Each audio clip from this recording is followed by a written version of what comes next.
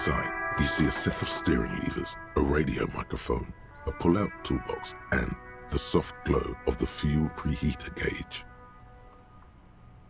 This is Precinct 57. How may I assist you?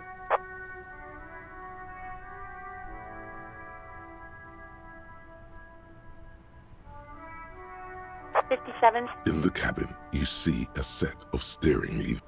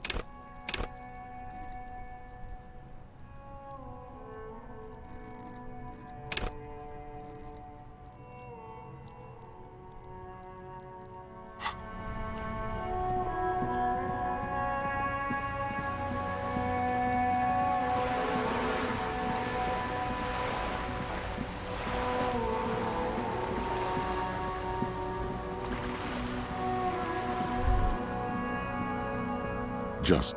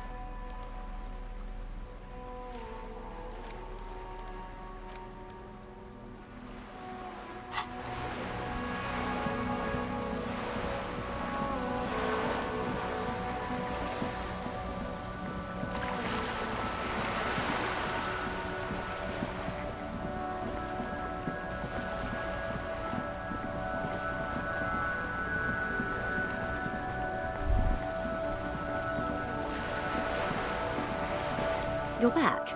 Good. What can I help you with? Oh?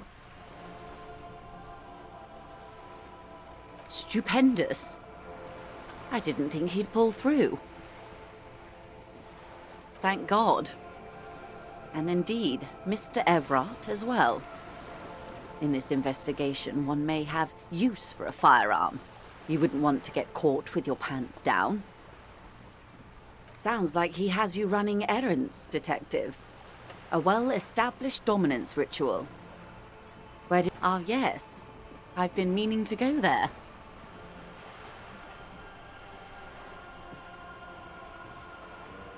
A youth center with Edgar Clare's statue on top of it. Go ahead. Help him. Make it so. I have no power to stop him. Yes. I'm sad I'll never have the time, Detective. I've always wanted a dilapidating fishing village. She is more defensive about it than usual.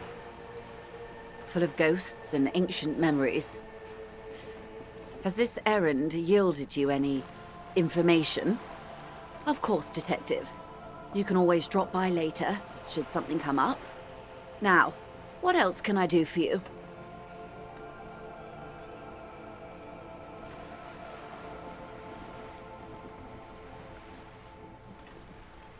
Of course.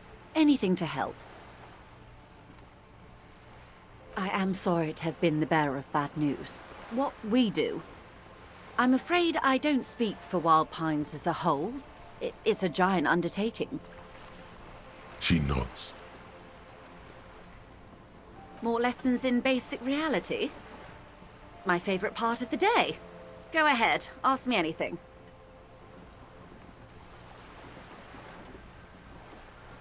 Glad to have been of assistance. The little that I know. Anything else? What would you like to know? Good.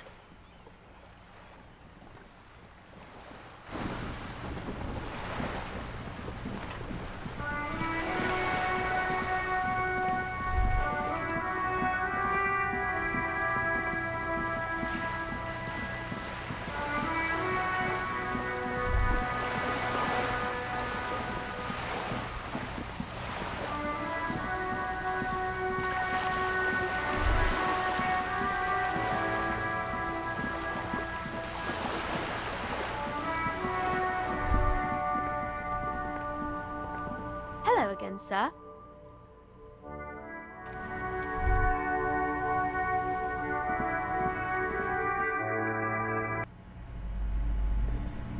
Hello again, esteemed officer. Oh yes, how's my precious doing? She's a good girl. As a young girl should be, with the proper attitude, she'll have a bright financial future. The woman before you scans the store, her shoulders rigid and tense. Every now and then, she nudges her glasses.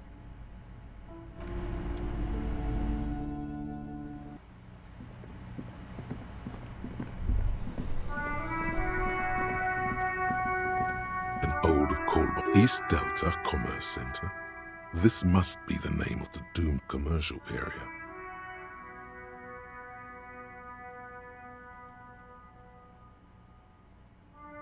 Silence. No one answers your call. Nothing happens after you ring the doorbell. They don't want to talk to you.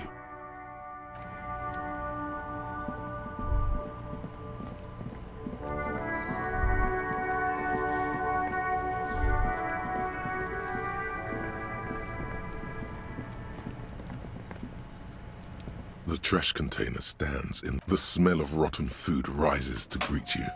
You see soggy cartons, dirty rags, and organic waste. The container sounds a muffled gong.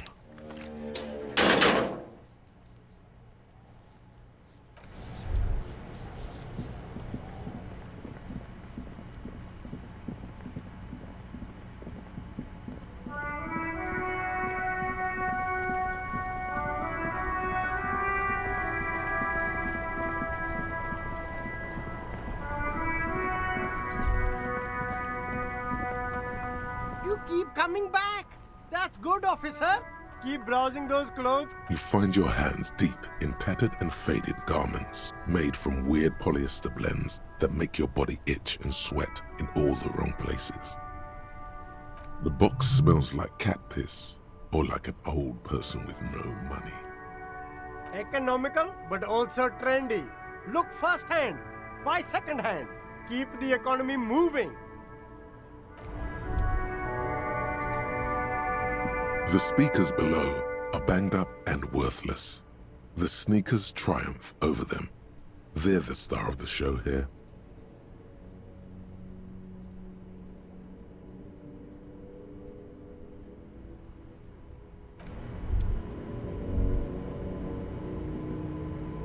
The shine on these sunglasses lasts a lifetime, officer. What? These are all boring. Boring third-rate ho-hum sunglasses made of cheap Syrahese plastic. The kind of plastic that melts in the sun. These are all first-rate sunglasses. Premium design, superb material, very cool. UV resistant. These will definitely keep your... No luck. All you find is this lime-colored cellophane visor, produced by a bargain sportswear brand called Amphibian, apparently. There's a malformed green frog on its bent cap. Oh, that visor is perfect for you, officer. It'll definitely keep the sun out of your eyes while you're shooting criminals. Bang, bang! And all for a mere 6 real. Hey, at least it might actually offer some protection against the sun. Not like those cheap plastic shades. I hope not. You don't like it? Sure, Square Joe. No problem. Let's get you some real shades.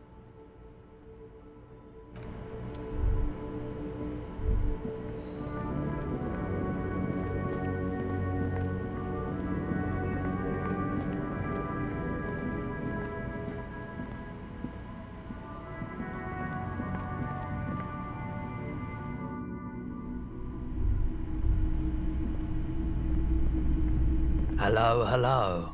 Let me know if I can help you with anything. Sure, let me have a look.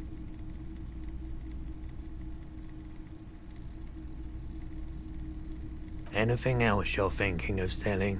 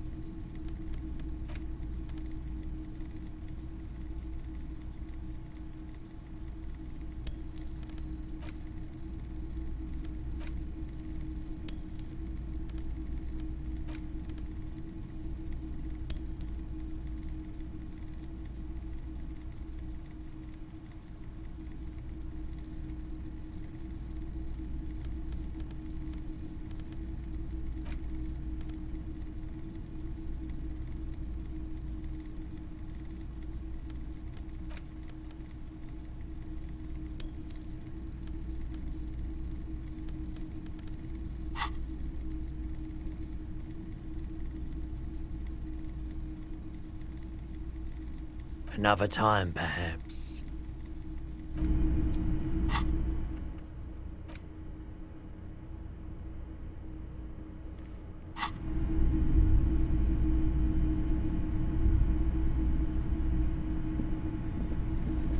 You see rows of toy soldiers guarding the rest of the trinkets. Why?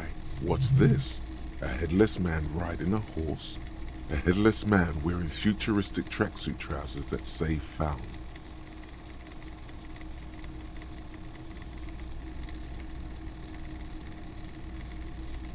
Indeed. I think I even have his cap somewhere down here. A tiny miniature phone cap to go with it. Yours for 50 cents.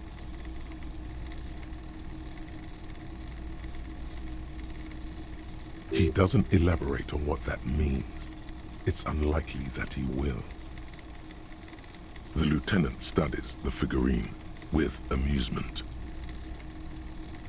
Cool rider, right? I knew we'd find something worthwhile here. Buy it. Did I mention that this figurine is supposed to be lucky? Always carry it with you.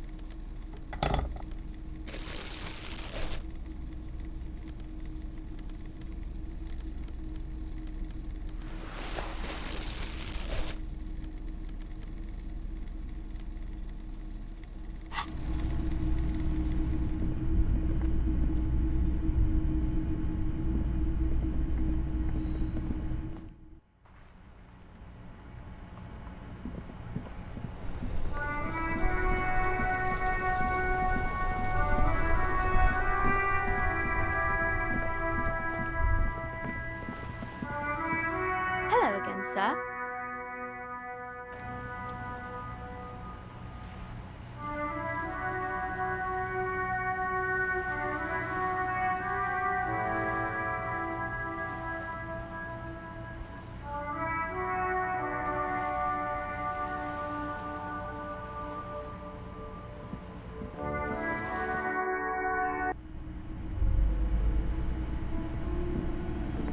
The display rack is brimming with worn paperbacks featuring an extremely muscular, sword-wielding barbarian on the cover.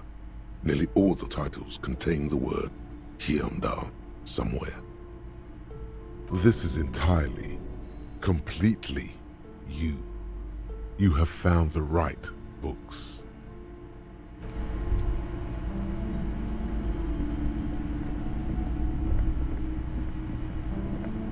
Shelves filled to the brim with crime novels featuring the supposedly stalwart Vespertine detective, Dick Mullen. Of course. Such violence and immorality. I mean, enjoy.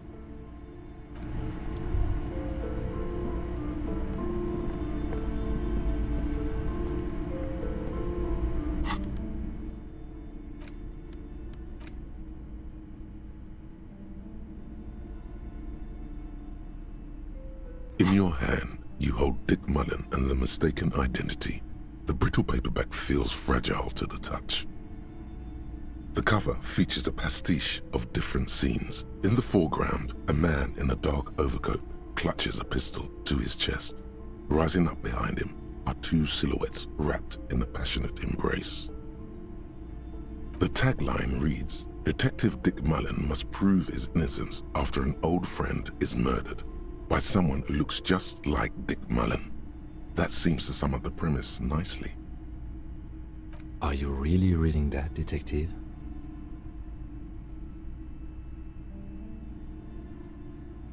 Well, you won't find it in there. Those books are much more about ravishing dames and gunplay than real police work.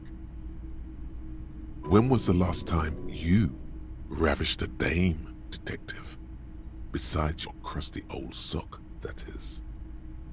The story opens with a knock at the door. Detective Dick Mullen is greeted by an old friend, Charlie Spillane, who's come to Mullen to ask a favor on this dark and cold night. Spillane needs Mullen to drive him in from Vesper to a small town along the Insulindium coast. Despite his friend's apparent agitation, Mullen does as he's asked, then returns home where he passes out drunk, as he does most nights.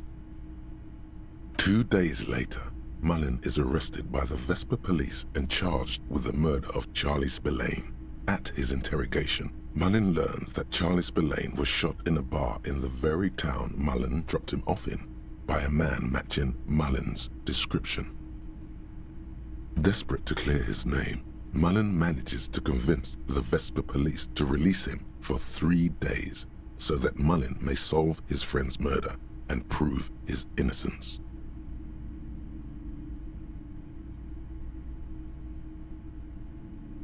What's the matter, detective? The lieutenant shrugs, resigned to the idea that his profession will rarely, if ever, be accurately represented in art and literature.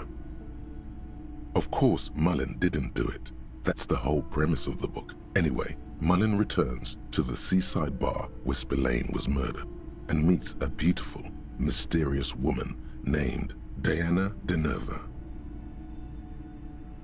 And not just any dame. She's truly one in a million, a knockout whose mind is as dangerous as her curves. But she's got a secret. Secrets are the currency of human relations. De Nerve reveals that she was Spillane's lover, and that he was mixed up with a local amphetamine smuggling operation. As soon as Mullen begins pulling at strings, the whole conspiracy begins to unravel. Not only is the local police captain in on the amphetamine ring, so is the son of a powerful politician and a strung-out art collector named Torvald, each of whom has his own reasons for wanting Spillane dead.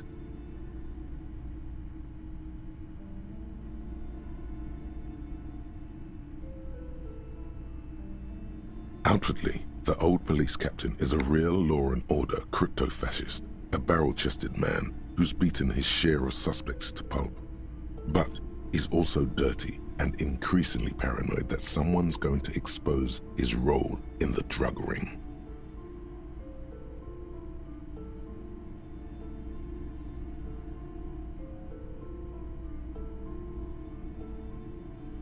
He would certainly have the motive and the means, but the captain walks with a noticeable limp from an old war injury. Is it possible that he was able to conceal it long enough to commit the murder?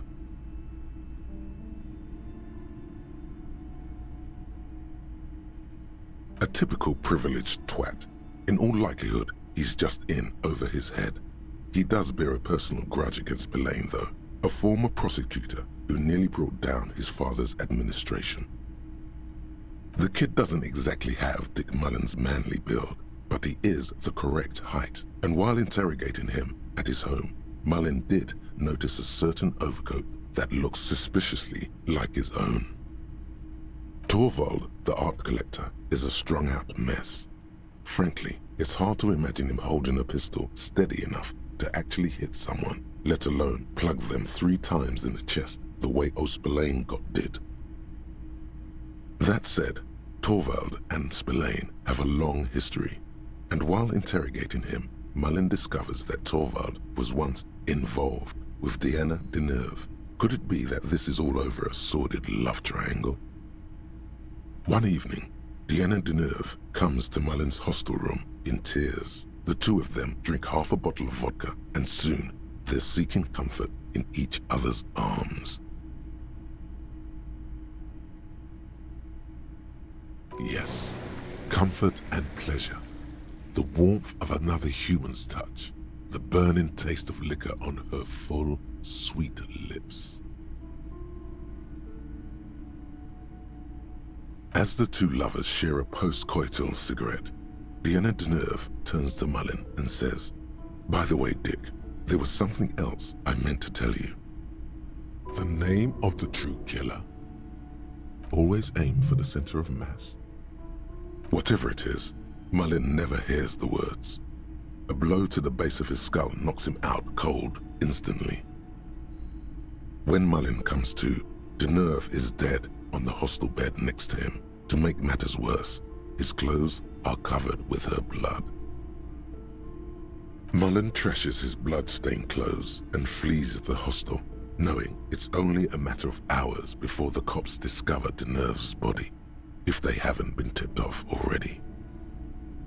The heat is on. If Dick Mullen can't solve both murders before the cops catch up to him, he's going away for life.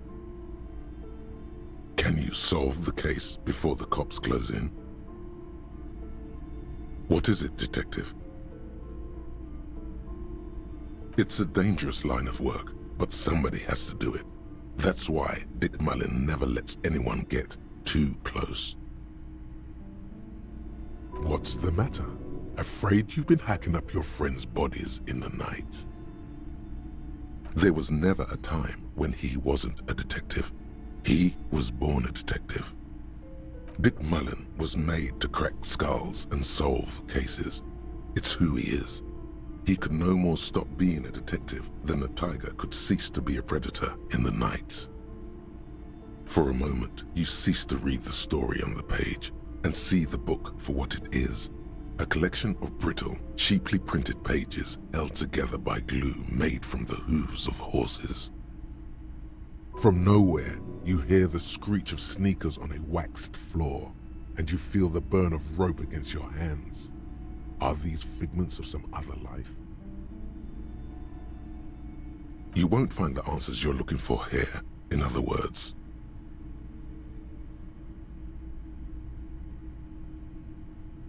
Is it really so evil, detective? Like what? Do you even have those? Just make sure you don't lose him. You'll not find another like him. But then, what does this book know? It's just a poorly made piece of pulp garbage made to be consumed and discarded. So, who did it, detective? Who killed Charlie Spillane and Deanna Deneuve? What? That doesn't even make sense. There's never a straight answer with you, is there? You just get hooked on random stupid notions and then repeat them every chance you get. Now go on, find out who really did it. You begin furiously flipping through pages. Even as you know these books follow a series of well-worn tropes, you find yourself completely engrossed. You're turning pages so fast, you don't even notice the ancient spine coming unglued. You try to grab the pages as they come loose, but your fingers aren't quick enough. They're gone. Dozens of pages scatter across the floor. The last fifth or so of the book seems to have been lost. It's possible that you could gather and reassemble the pages, but it would take way too long. Too bad, detective. If it's any consolation, the resolution is almost never very satisfying. And on that note, perhaps we should get back to making sense of our own case? In your hand, you hold 4/5 of Dick Mullen and the mistaken identity.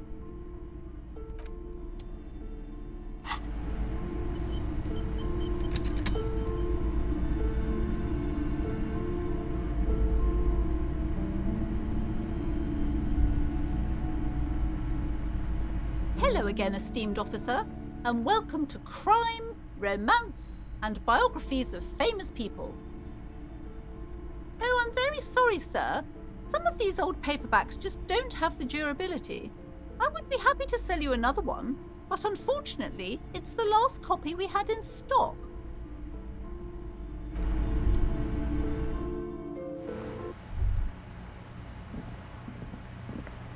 Hello again, sir. Which book was it, sir? Oh, I'm very sorry, sir. I haven't read that one yet. I wish I could help you. I do my studies at home at the moment. I have to help Mum keep this place running. Mum says it's necessary to do both because it builds character. Mum says a proper worker is dutiful. That's how you get ahead in life. You succeed. There is stress and unease behind these words. She's reciting etiquette.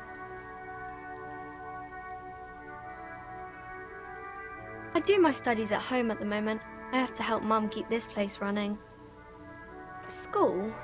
Well, mine is a big yellow building on Boogie Street, and the people there run it. They say it's a charity. The gale wind blows in from the coast, a wind of needles. It wraps itself around a building of brick and mortar. Somewhere, a clamor rings through the honeycomb of classrooms. Remorse, the parquet of assembly halls, the rows of stall bars are growing cold. The corridors stand empty. A girl's voice somehow finds its way through this strange feeling. You haven't heard a word of what she's been saying these past few moments. You only hear. Mum Mum says it's necessary to do both because it builds character. Mum says a proper worker is dutiful. That's how you get ahead in life. You succeed. There is stress and unease behind these words. She's reciting etiquette. Give up. You'll never find the answer. There's no other copy of Dick Mullen and the Mistaken Identity here. Because that's how the world works. Some stories never get finished. You shouldn't expect there to be a tidy, satisfying ending. There isn't. If only you had more time, more resources. Who knows what you could have come up with? Maybe if there had been more money and less speed. Or more speed. Or that, yes. Either way, you might have been able to come up with an answer, but not like this.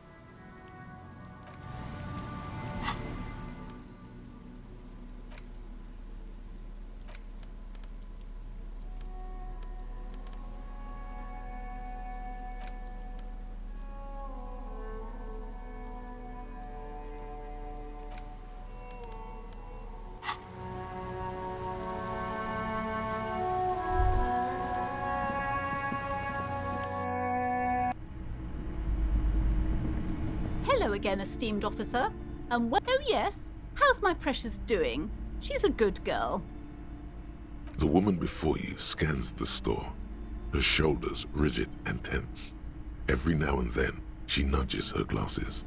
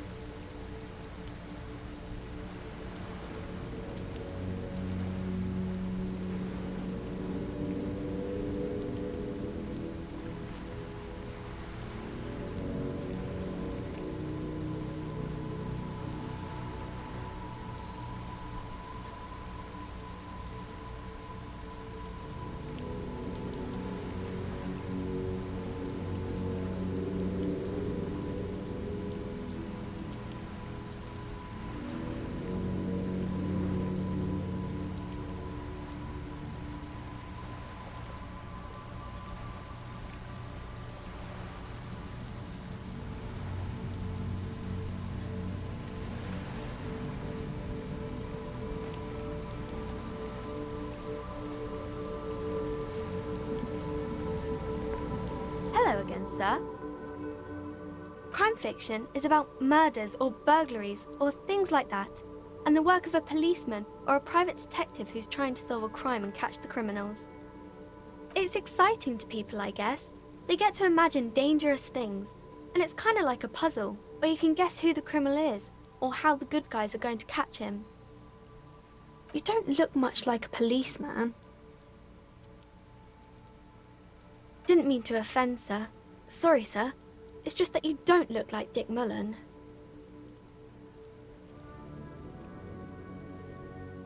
Head, yes. No, your resilience. No, your mind.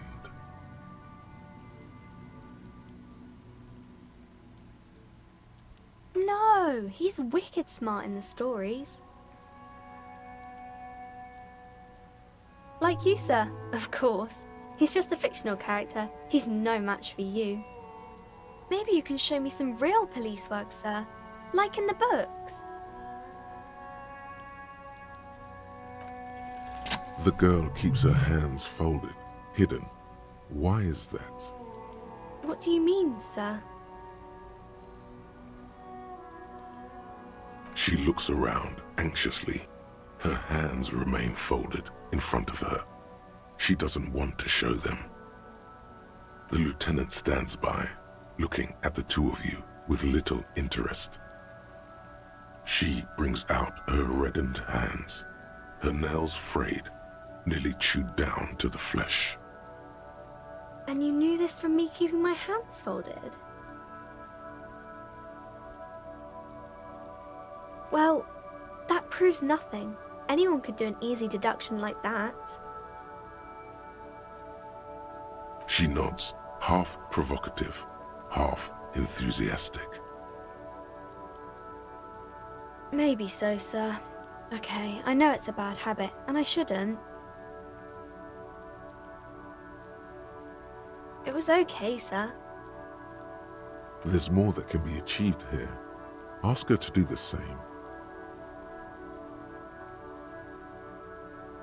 You're quite sober. The lieutenant does not flinch at the comment. He does not flinch even a single bit. He is intensely not flinching. It takes effort.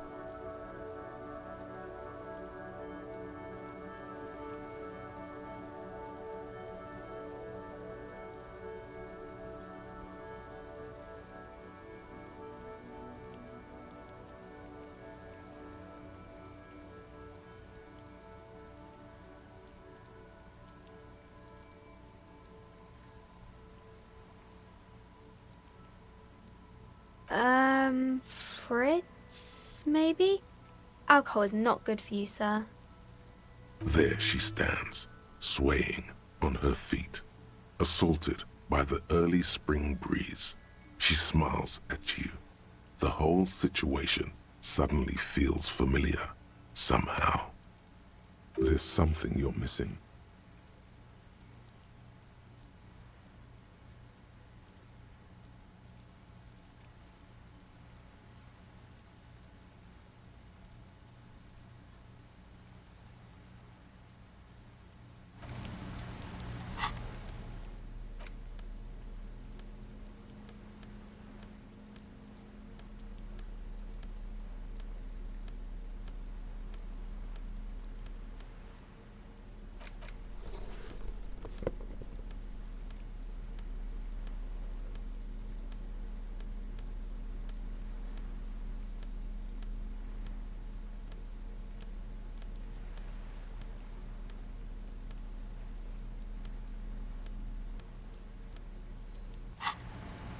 Hi, Ace Detective. Are you here for more books? Because you know each other. She's been talking to you so openly because you've talked before. Yes, I stand in this spot all the time. You've been running around all week without your shirt on, sir, apologizing to everyone. I don't really understand what you've done wrong. Of course, you stopped by a few times. You certainly look better than the last time I saw you. Yeah, I can see. You don't have party eyes anymore. Party eyes. Yes, of course. That makes sense. You know, like a cat in the dark, all big and wide-eyed. It certainly looks odd on a man. The swiveling eyes of a loony drug addict. That is what she meant. You were probably gurning too. Fuck yeah.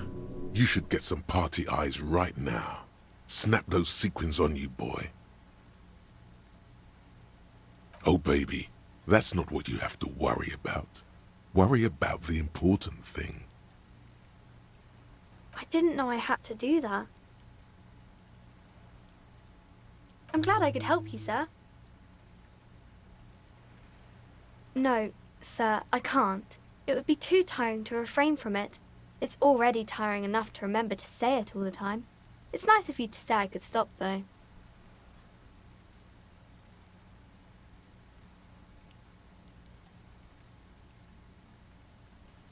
That's a friendly enough face, most of the time.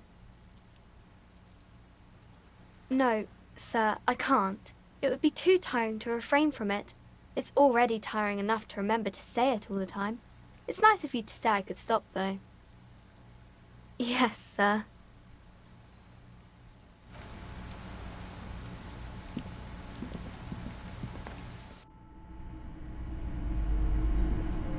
Hello again, esteemed officer, and welcome to Crime, Romance, and Biographies of Famous People.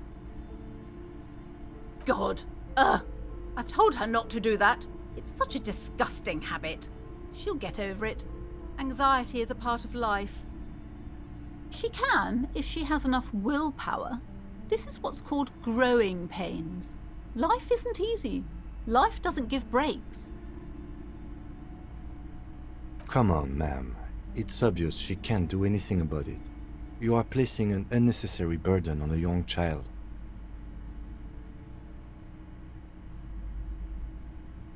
She stands stiff and severe, silently fuming. 10 or so seconds pass without change. Oh no. Hold on. I need to invite her inside and apologize. She must be freezing out there. There. I don't know what to say to you. My husband, he tries to teach me business lessons. I have what my mother called a dull mind. All this stress. Yes, my husband is a successful entrepreneur east of the river. If only he were more involved in the business we're running up here. No matter. Soon we'll both be off for Grand Couronne. It's a proper place to live. One of the most peaceful neighbourhoods east of Jamrock. You may know it for its massive housing projects. Your head feels light and dizzy. A cold breeze caresses your flesh. Monstrous buildings loom over Grand Couronne. A cold wind howls in the empty halls of homes built upon delusions. There is no life in Grand Couronne. No one can afford to live there. Most of the buildings are empty at the moment. It's a great opportunity to get ahead of the crowds. Better times ahead for sure. He made the initial investment. Since then, he's been what you might call a silent partner. Yes, I'm afraid so. A real treat she is. It would be nice if she had... No, we couldn't have afforded more children, really. Not in this economy. A glimmer of sadness blinks through the well-crafted exterior. We're quite busy people, you know, my husband and I. Quite busy. Children are a lot of work. You don't look like a father, so I don't expect you to understand. I'm sorry. I'm sure you do understand. She's been too busy helping me here, so she studied at home this trimester. This is a temporary solution, of course. I assure you, I of all people understand the importance of education. She will be back in school the moment the store takes off. And hell freezes over? Never mind. It's not a good topic to get into. The woman looks aloof, her features much softer. Occasionally she glances at her daughter's silhouette.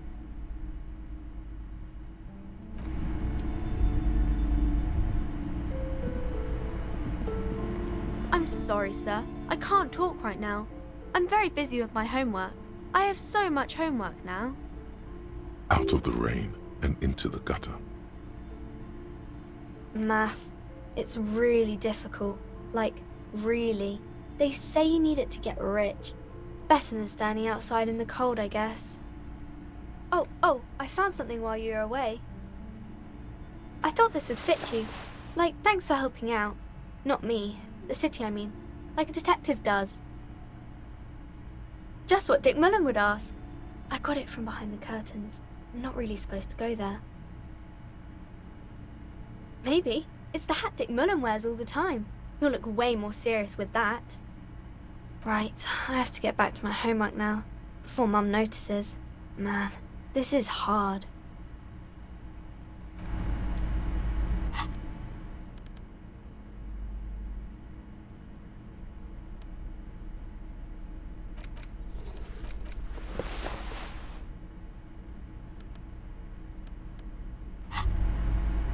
That's it. You got it.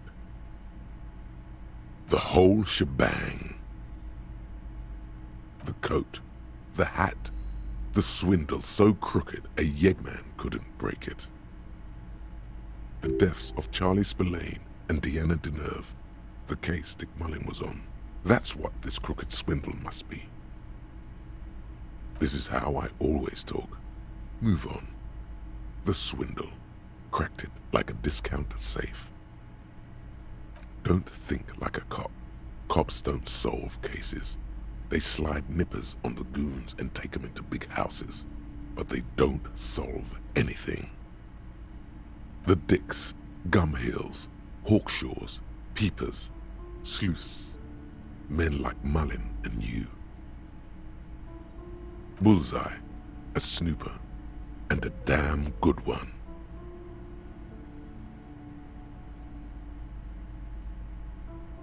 If there's any doubt, consult your trusty Dick Mullen book and reconnect with the real you.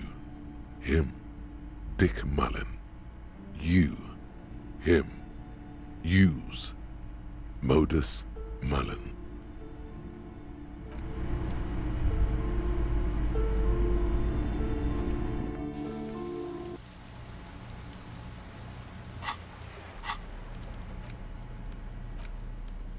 In your hand, you hold 4/5 of Dick Mullen and the mistaken identity.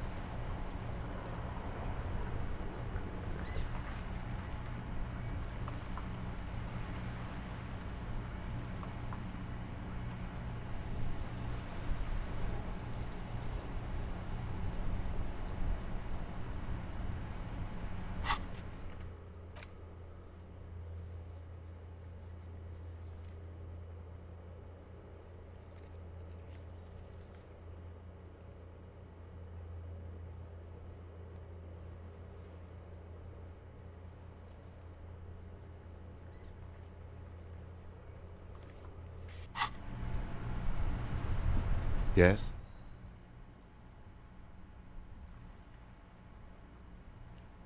What about me? No. The lieutenant nods. What do you mean? I have no idea what you're talking about. I can't say that it does, no. When I need to think, I just use my notebook.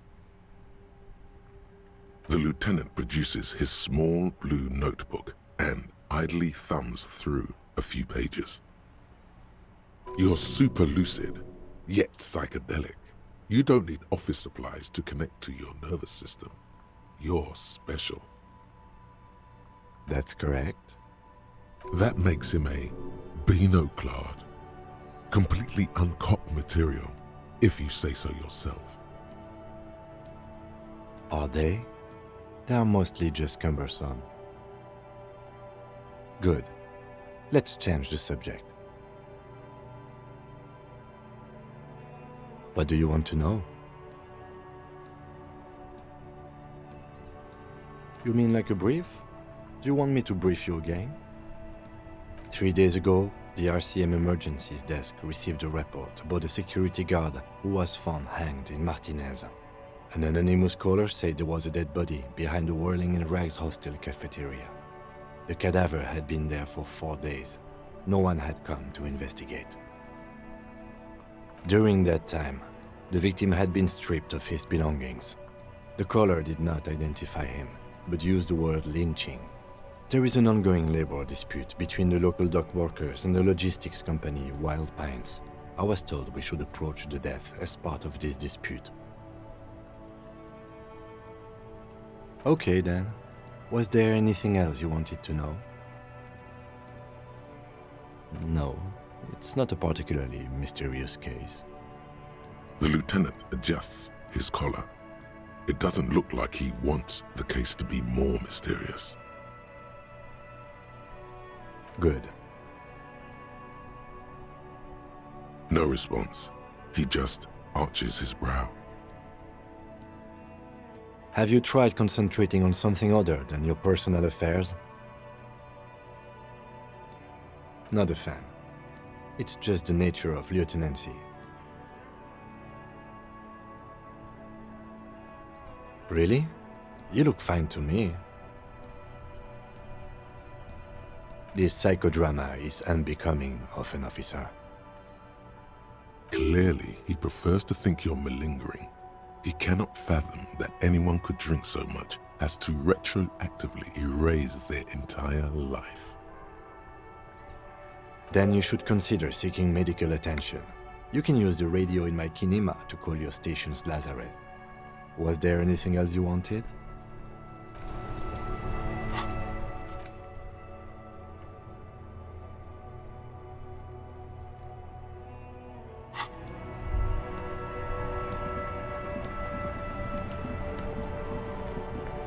Inside, you see a set of steering levers, a radio microphone, a pull-out toolbox, and the soft glow of the fuel preheater gauge. This is Precinct 57. How may I assist you? It will take just a moment, officer. Her voices fade out into the familiar radio static. Gottlieb, what do you want? He's carelessly chewing on a piece of hard candy.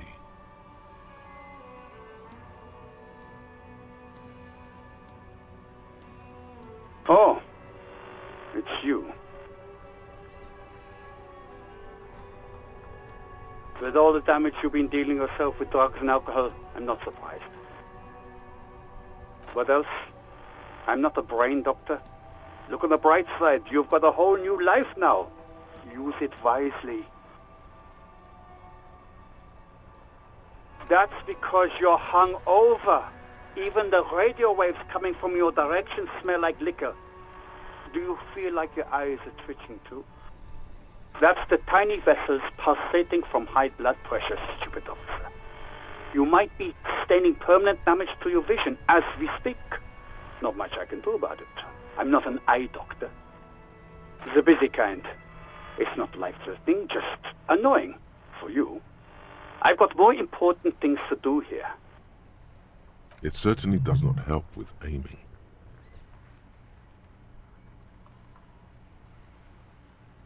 And you survived it. Congratulations. Are you mobile? Sort of, but by God does it burn in your chest. Even better. Anything else? I wouldn't worry about that.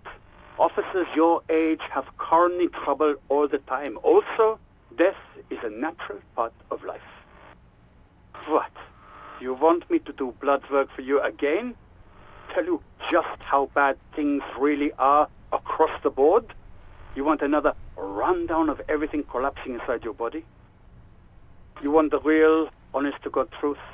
Stop drinking, eat magnesium and vitamin D. Our station is not a retirement home. We don't have the funds to deal with rock stars past their prime. So it's political. You're being neglected because of political reasons. The money is probably going to some old, oily... And no, I don't want to hear a political commentary on the topic. In fact, I got work to do. Some idiot has glued his eyelids shut with cyanoacrylate. It looks like Mactorson.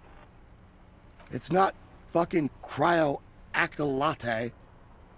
It's super glue, Doc. Look, pal, getting pumped and dumped is not a disease. People live through it all the time. You should be happy for her.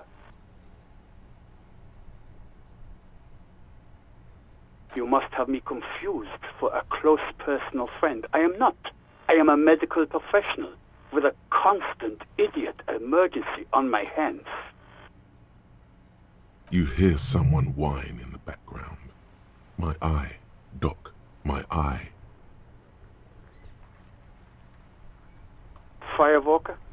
Oh, yes, you are. Just don't breathe in the general direction of your fire feet. Actually, wait. Do exactly that. Put yourself out of your misery. Take a deep, diaphragmatic breath in and...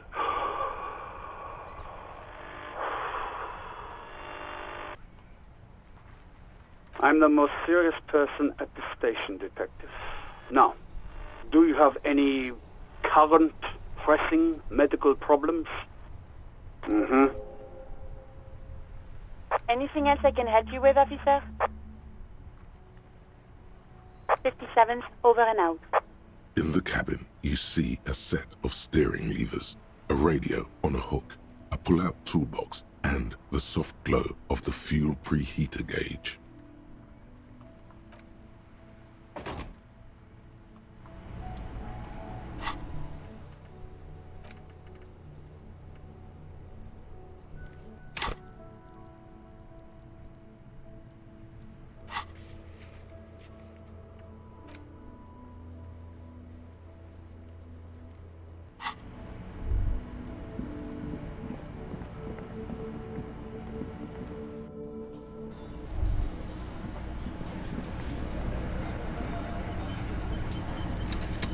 It's you again.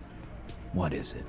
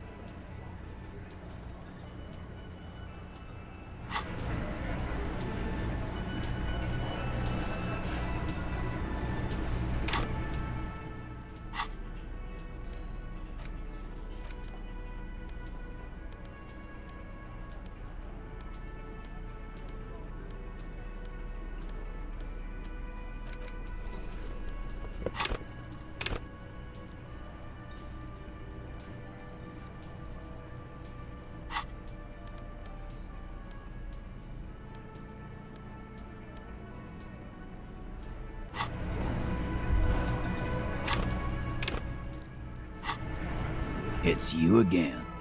What is it?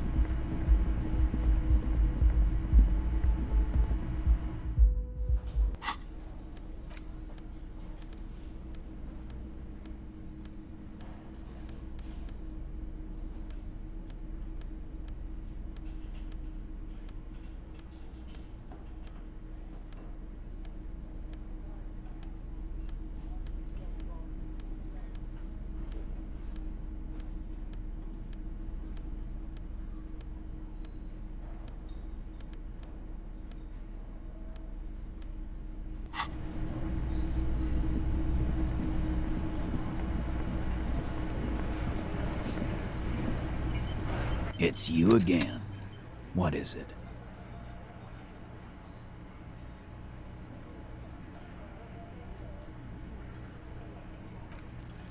Convince Titus he's being manipulated? Bad idea. Bringing her up will do no good. You should know by now. Titus will never falter. But you know someone who might.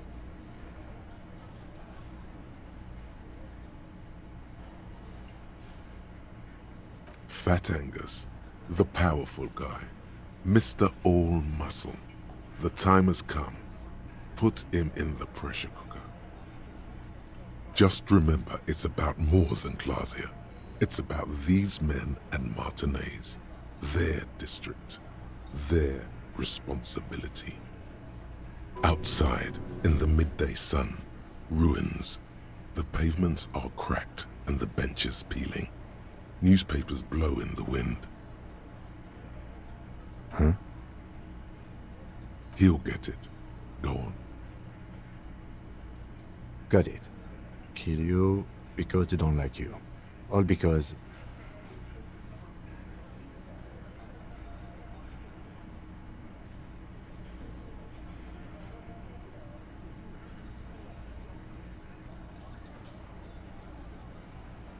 Bring that up one more time, and you won't get to write that report. The man's fists under the table are balled. You can tell from his neck and shoulders. He means it. Yes, I understand, Alain. That's your name, right, Alain? You'll kill us. That's what they do in the Wild North.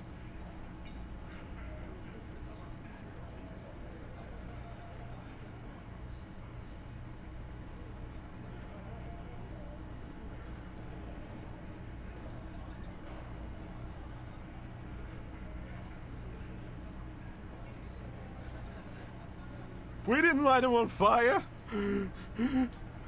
No one pissed on him either. That's it. That's the weak one. You flushed him out. Now go in for the... Officer, you will be next if you don't shut up. Firearm. A Glass 08 or a 38 caliber pistol. Either is small enough for you to have missed. He's onto you. He knows what you're trying to do.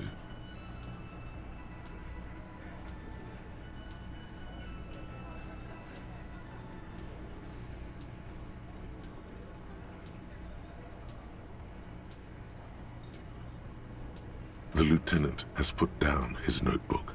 His hand is resting on his holster. He gives you an imperceptible nod. What? What does that mean? No, I'm not gonna do it. I'm too old for a shot like that now.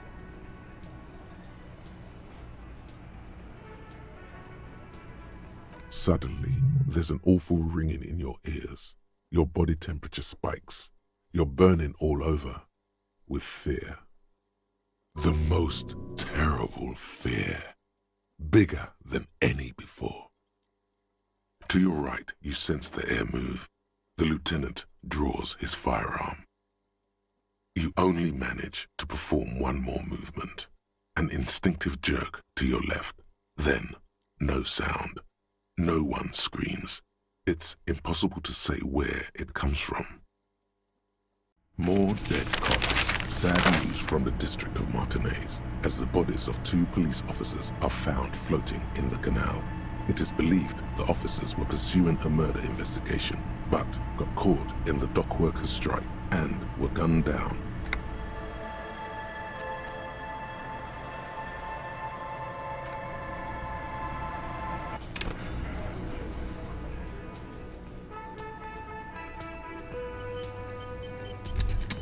It's you again. What is it?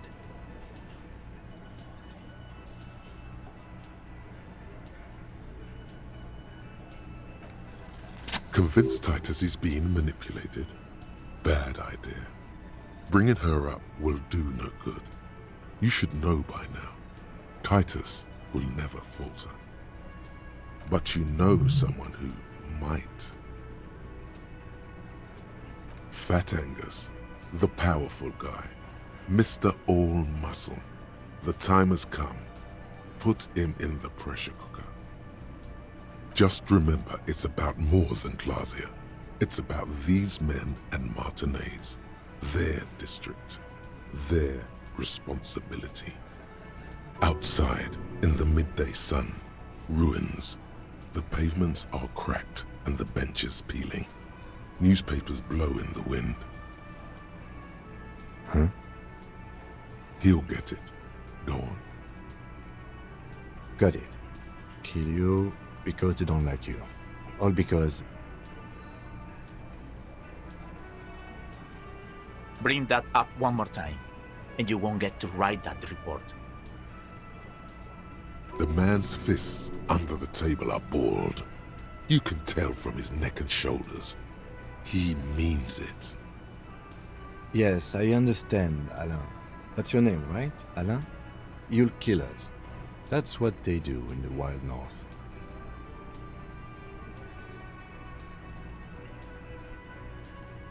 It wasn't that. It wasn't... We just couldn't get him down, okay? That's it. That's the weak one. You flushed him out. Now go in for the... Officer, you will be next if you don't shut up. Firearm. A Glass 08 or a 38 caliber pistol. Either is small enough for you to have missed. He's onto you. He knows what you're trying to do.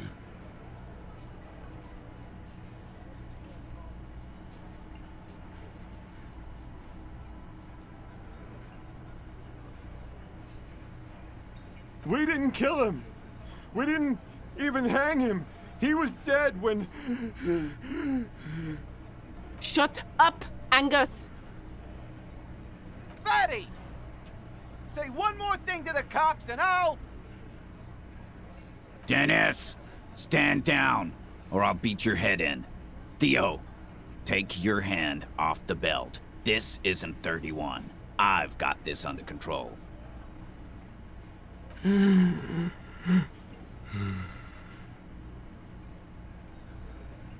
Angie, where's your goddamn inhaler?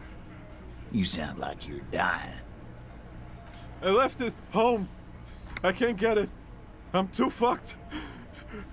I'm sorry. Why are you so fucking fat, Angus? Now it's all pointless. Because of you. You wasted my time. I told you, Titus. I told you just give her up. Lizzie, your help is no longer needed here. Go tell Everard. Fine. I'll tell him. After a long walk along the coast. You're in. He's all yours. Questions. The lieutenant gives a smile only you can see. Me too. He nods. You hanged the corpse to cover up the real cause of death. What was it? We're not sure. Probably a bullet. The wound was difficult to see. The coroner and his assistant are wrapped in blue. Hands covered in blue gloves. Mouths covered by blue masks. Bodies by blue aprons. The coroner wipes his brow, scalpel still in his hand. Get the light. Shine it in his mouth. He tells his assistant. The coroner squats to better see the light illumines the darkness inside. Well, shit. Can't blame them for missing that. Get the saw, Alan. This just got fun. 'Cause the girls asked us to. They were in some shit. Girls plural? There's another girl? 2 of them? Take note of this. They'll probably say more about her later. Did she kill him? Cop, I have no idea. The girl says she didn't. Glacier came down. She seemed really out of it. Drugged up, even more than usual. Bug-eyed and gurning, you know? Not in a fun way. It looked like she'd redosed after something went down. I've seen that look before. She was scared. I knew someone had died.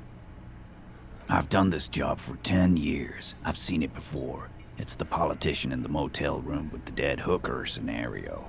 Only in reverse. Good analogy, boss.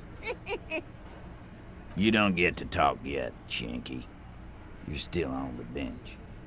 And you keep taking it easy too, Angus. That's okay with the fat man still wheezing there. We went upstairs. Sure as day the Merc was dead. There was a bullet hole through the window. Fucking dirty sheets and bottles everywhere. He means they'd been fucking? Tibbs patched the window. And the corpse. We hanged.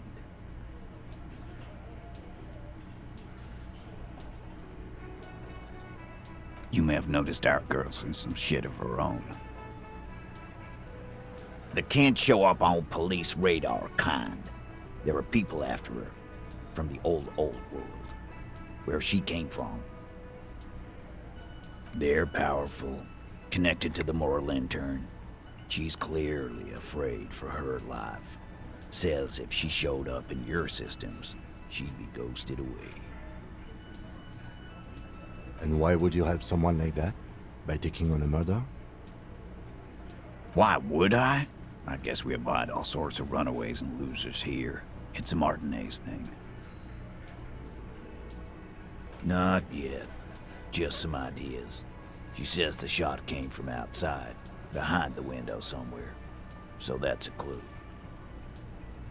I'm thinking someone's past caught up with them. Either hers or his. Hers, you mean? I mean the people after Klausya.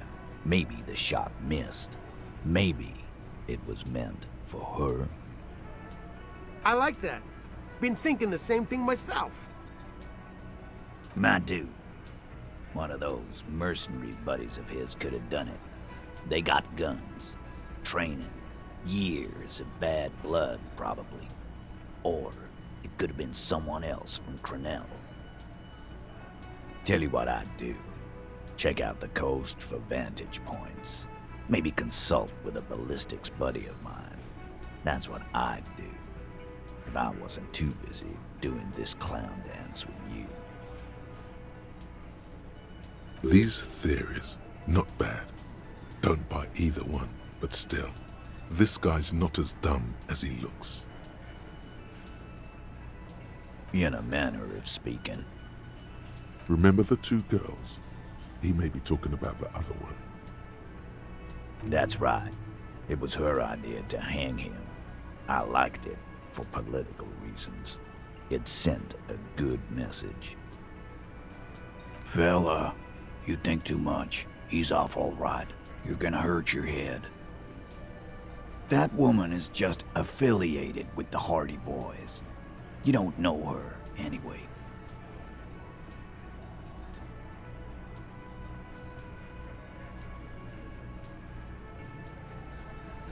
We're Hardy Boys, and that's it. Nope, you're not getting to her. It's Klausya you want to talk to. Nah, he's my brother. He's in the window replacement business. You do that. Hey, cop. Before... Suddenly, the wind picks up outside. You hear it rattling the large windows in their frames.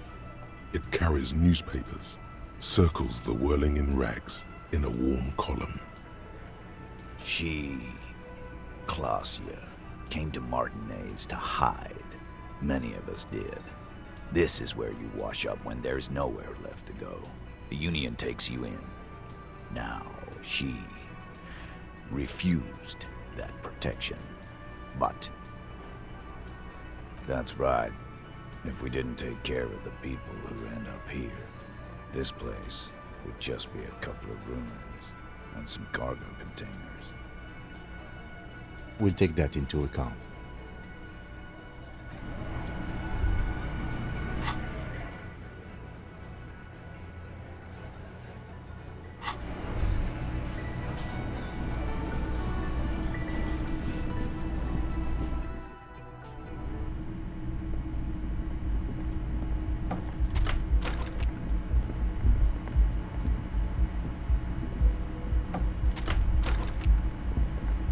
This medicine cabinet is stocked with drug. Pill bottles rattle like bones as you search the cabinet.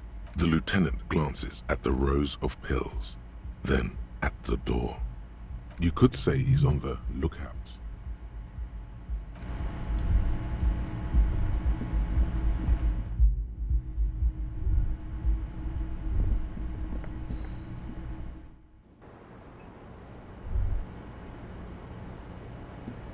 It's always good to see you. I understand. Just like that. No resistance. Her shoulders are slouched, her feet long and straight. I knew there was a chance you'd get them to tell you. It's what you do. You're the police. For what it's worth, I'm sorry for wasting your time. This is good. Clear the air first, between you two. Then move on to questions. Is it? Something is off here. Shush, I can't hear what she's saying. Let the miss speak. She's tall and thin and tired. A twig trying so hard not to break. If you knew we would find out eventually, why did you waste our time? Because of the Hardys. I couldn't just dispense with them. They were only trying to help me. Out of the shit I'd gotten into. You're right. There's more. You answer to the coalition government, and by extension, the moral intern. Briefly glance it over her shoulder to the sea, as she's done time and time again. Where the cold oceanic expanse lies, and behind it, another world. You share a database with them. You send people to their courts. Just business, but bad business for some people in the moral intern. If I show up in your records, officer, they will find me. They will... What happens if they do? They will kill me, sir. If you file my name, take me in for questioning, enter me into the moral intern mill. Well, then I'm fucked. For nothing. This murder didn't have anything to do with me. Actually, this murder did have a little to do with her. It's not nice, but it's not illegal. Not here in Revachol, or even in Oranje. What exactly did you do? Industrial espionage. I joined a business collective with the intention of betraying them. I did my job well enough to be asked to do it again. With a bigger company. The kind you really, really don't fuck with. I took their ledgers, 2 decades worth of accounting.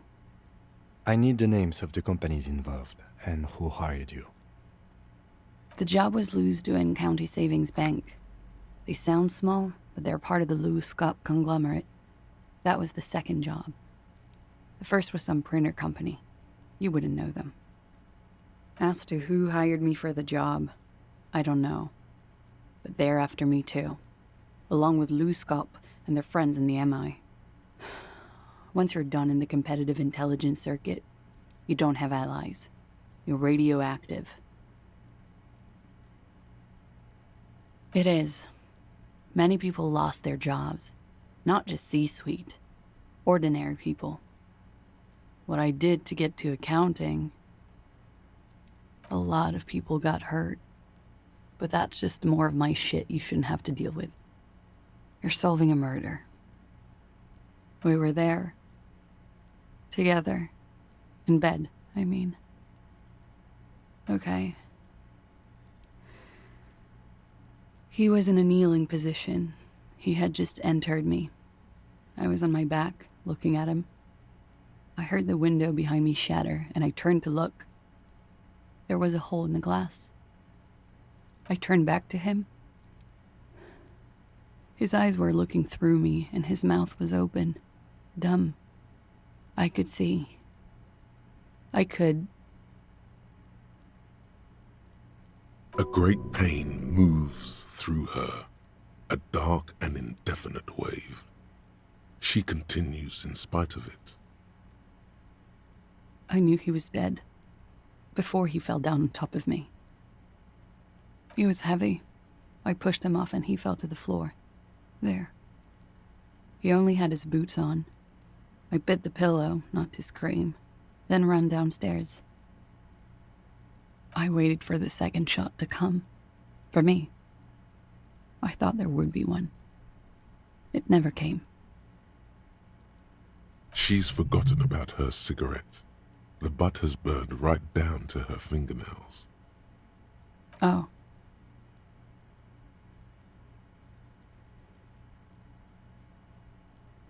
So am I.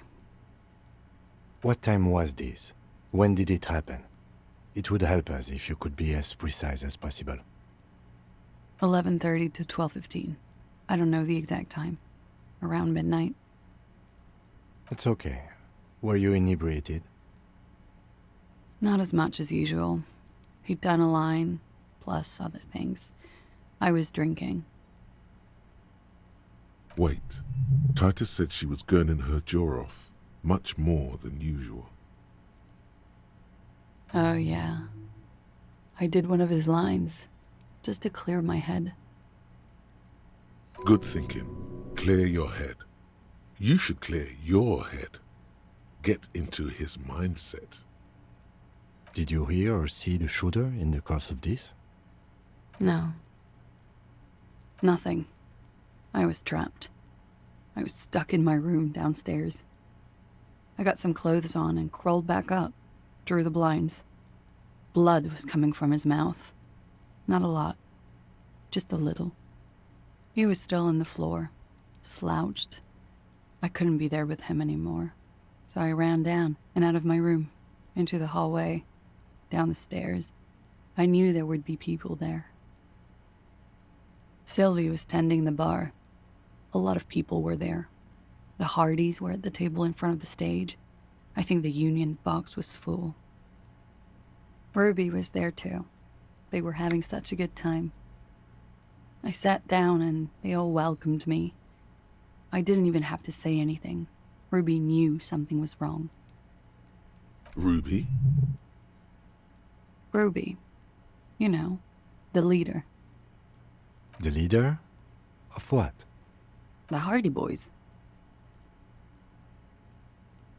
Well, nominally, yes.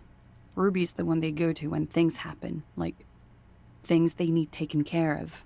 She's the organizer. Would you say she is the 8th Hardy Boy? Why not? Well, Ruby said let's talk upstairs. I showed her the room. I've known these people since December. They know my situation, that I can't leave a paper trail. Ruby was the first one I told. She said she'd take care of this. It's what she does, you know, take care of things. I helped her get the body to the bathroom. We used a belt to pull him up under the shower, to keep him upright. To mislead you, they were tampering with the body. To produce lividity, matching a hanging? Yes. We completely missed the tampering. Looks like you got there in time. What was this, 20 minutes after death? Oops. About 20, yes. Ruby explained it would make the blood... You know what he does.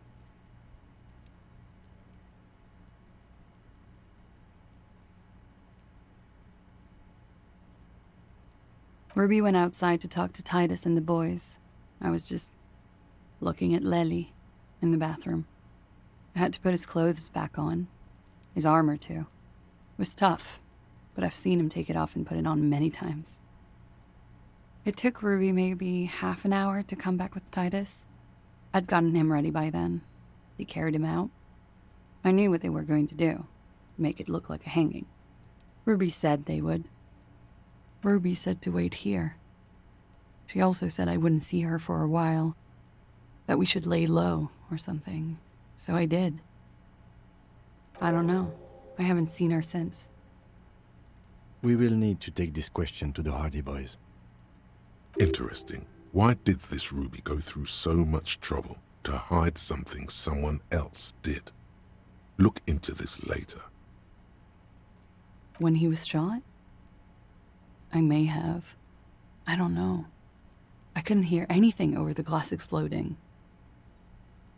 The gunshot wasn't that loud. This is something to keep in mind when assessing the distance of the shot. What? Why would I put myself through this? Insanity. Get myself cornered like this. He wouldn't have died if it weren't for me. I know that. But I would never hurt him. All kinds of crazy things happen when drugs are involved. Sweet, sweet drugs. He was a serviceman. He must have had a gun. Somewhere, lying around, close to her hand. I'm sad to hear that. They must have said it in some fit of frustration or under pressure.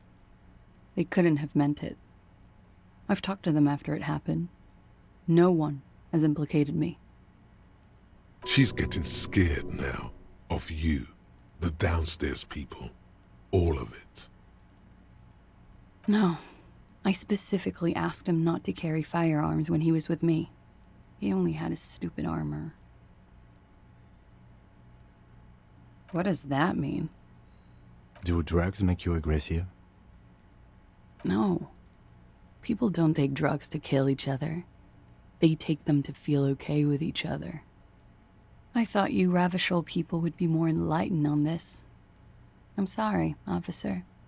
I'm under some stress here.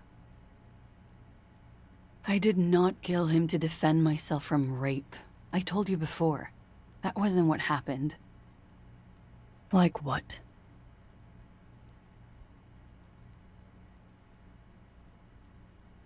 That's the first thing that went through my head when I heard the glass break. I thought they'd found me.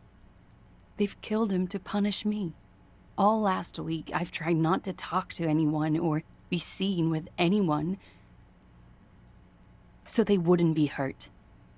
I've come to understand, however, this is paranoia. What happened didn't have anything to do with me. We can't go after Loose Cap. Not yet. There are other, saner leads. I don't ask you to, Lieutenant. If there's one thing I know, it's that you'll get nothing from there. Because I'm an idiot. Which is an indicator of truth. Idiot. She's nothing of the sort.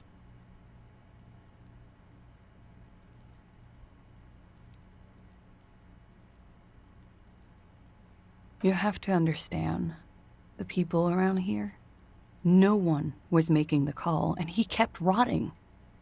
And then they picked his clothes off, and that little fucker threw stones at him. Her jaw is clenched. Her throat moves. It takes all her strength not to cave in and sob. Once. Just one time. He kept throwing stones at him for 3 days. I could hear the thud. Thud. So I called you. I hope with all my heart it's not the last thing I do in Ravishol.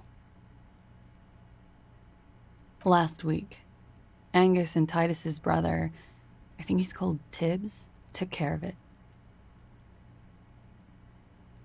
She nods, silently. She doesn't even smoke. Just picks up the cold coffee and holds it in her hands. He's thinking, are we done here? Or...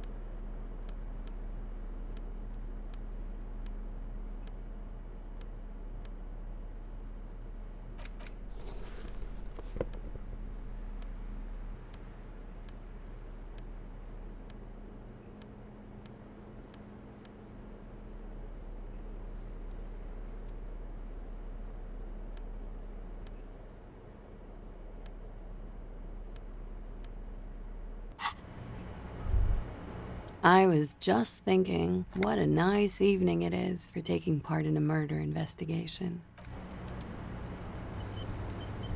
I was just thinking what a nice evening. But we are awake, sire. If you have doubts, just give us one example of deceit. Just one, and we will gladly change our minds. Gosh, be careful not to look. It looks like this one's not waking.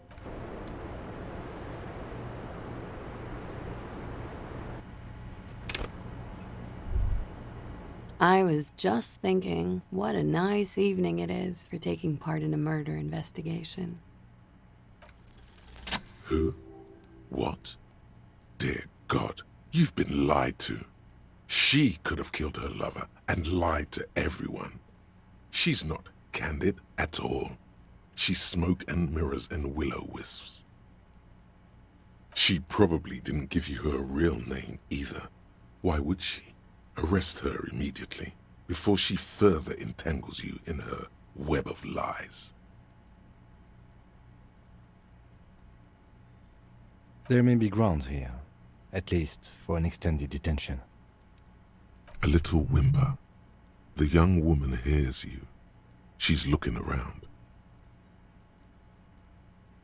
I did. What is this? I called your desk or whatever it is. The numbers are all over town.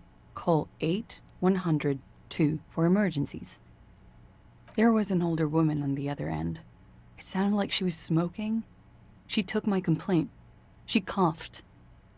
Anyone could know that, sire, by looking around and calling the desk. I don't believe a single word she says. What time did you make the call? Thursday night. It was late, sometime after 12. It checks out. I agree. You wouldn't give us your real name, not when people are after you. Okay. Okay, it's not. You log your work every week. It's all transmitted to Common, sir. I couldn't just beg you not to enter my name. So I lied. Like I lied before. Like I did at LCSB. I have to lie all the time. I'm so tired of it.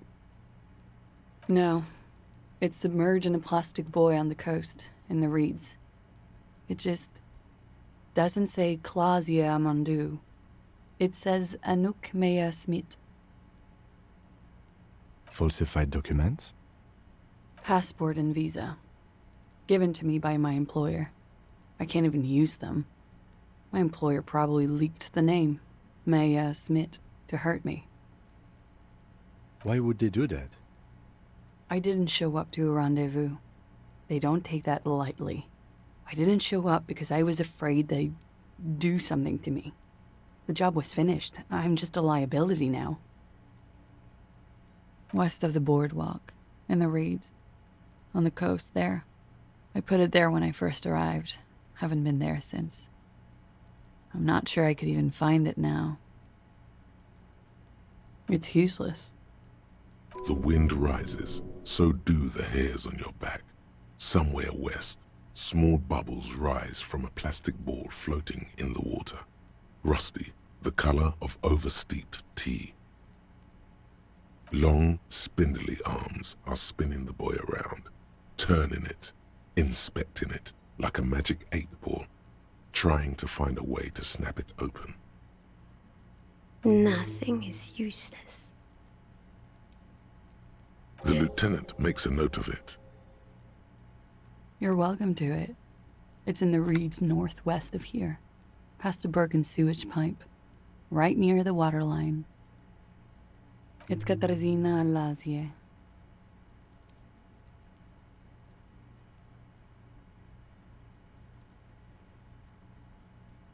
She nods. Her round eyes meet yours. They seem moist from the wind on the roof. She nods, her back straight, ready for whatever is next. Ready for the damage. She knows you're grilling her. But I haven't done anything. Anything illegal. fucking mind games. Enough. That's right, gang. Stern and merciless now. Stern and merciless as we reel her in.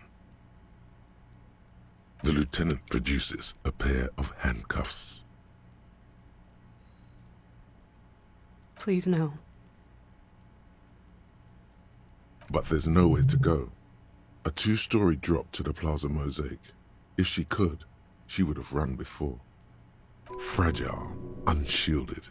Her voice is thin and tired. I think I know who did it. I know who shot Leslie. You know it wasn't me. Why would I do it? I have no motive. She knows something. She's silent for a second, as if looking into herself for certainty. Then, in a hushed voice, she says, Ruby. She has this thing for me, ever since I met her and the boys downstairs. She's been pretty frank about what she wants. what she's saying is, sex?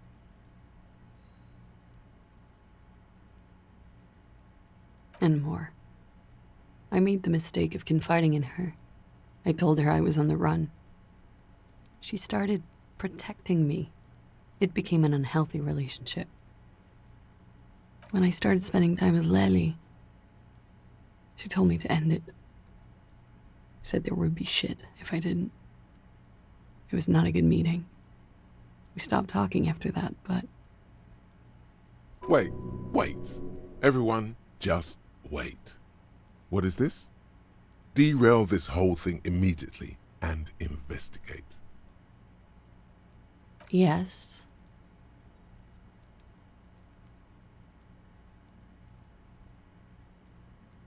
I do not. What exactly about your relationship with this person made you think she is romantically interested in you?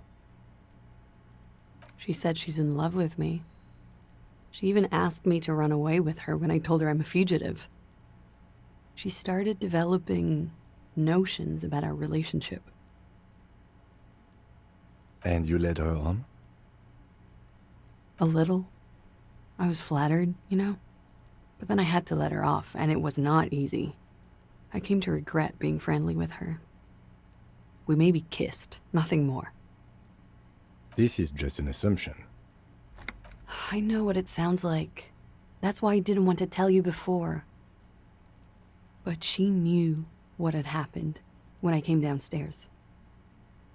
Somehow, she knew Leslie was dead. She wasn't surprised at all.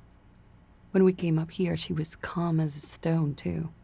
She cleaned it all up like she had a plan. This is a familiar theory. You had it too, remember? Could it be that Ruby was covering up after herself, the lynching? She came over one night, drunk, said she'd turn my life into a living hell. I've been threatened before, so I can tell when someone knows how to do it.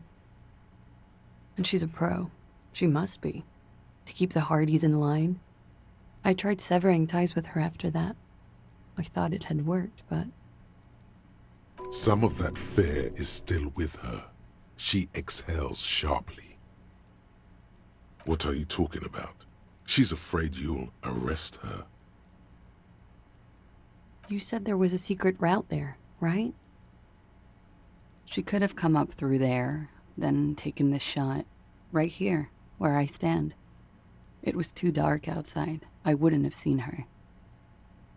Then slipped back downstairs without anyone noticing. That is possible. Interesting theory. Did she know that door exists? Had you been out there with her? Yes. She's been up here many times. She used to come to drink on the roof when, The peephole. She would have seen us. My bed is right next to... You mean to suggest she made it? No. No. Why would she do that to herself? No, I just remembered you told me about it, and... She's not really sure. It was right above the bed. She could have seen all sorts of things from there. Okay, and what? Arrest the liar now. Why? She told us some pretty interesting things there. She's stuck here. She's already in prison. Look around. She's only trying to help you. Her. Stop letting her distract you.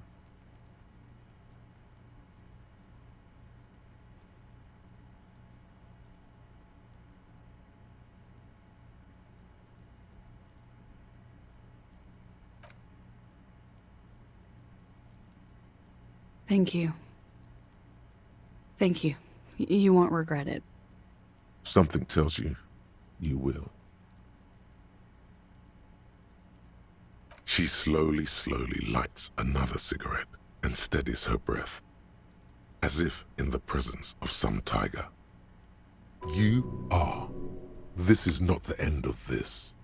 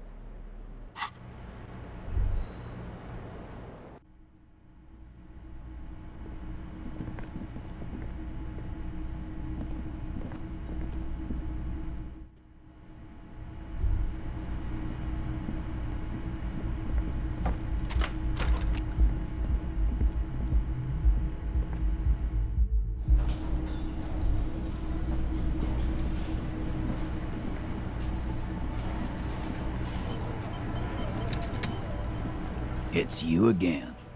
What is it?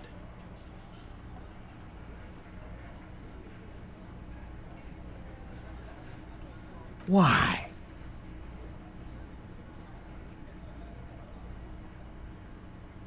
You're cuckoo, cop. I'm the only man responsible for this unit. Get with it, or fuck off. Yeah, fuck off!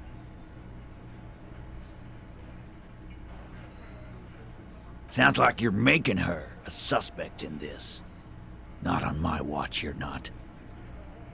Ruby's one of us. We're not gonna throw her under your moral intern steamroller. Fuck that shit. And fuck you too, moral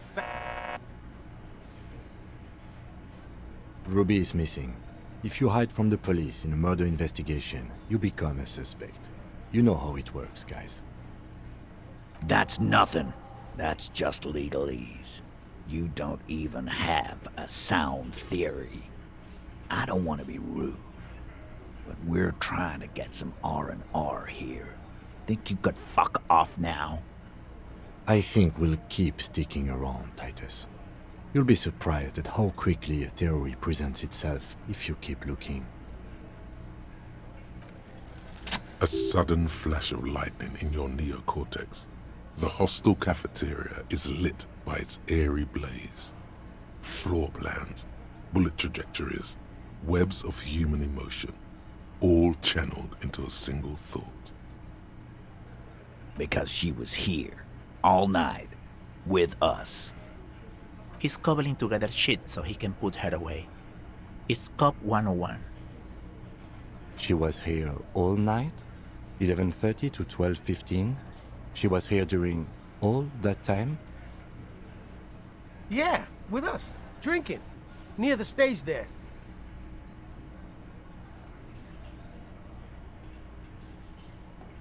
No. Alright, she took a fucking leak, okay? For one moment. Maybe went out too. She has an operation to run from her lorry. We're not getting into what that operation is again, Cobb. And just 'cause she was gone for 5 minutes doesn't mean she magically got to the roof and shot him. I've been through this. It's not plausible. He's been through it. That means he suspected her too. All right, we're in. We got Ruby unaccounted for sometime during the window. This was crucial. Now let's place her on that roof. Why not? You can't draw a straight line into Clausia's window from any of the surrounding buildings. Not from what I know about Martinez. Maybe from the coast. But like I said, I've been too busy dealing with you idiots. So no, I don't think it was a sniper. It was close up. How?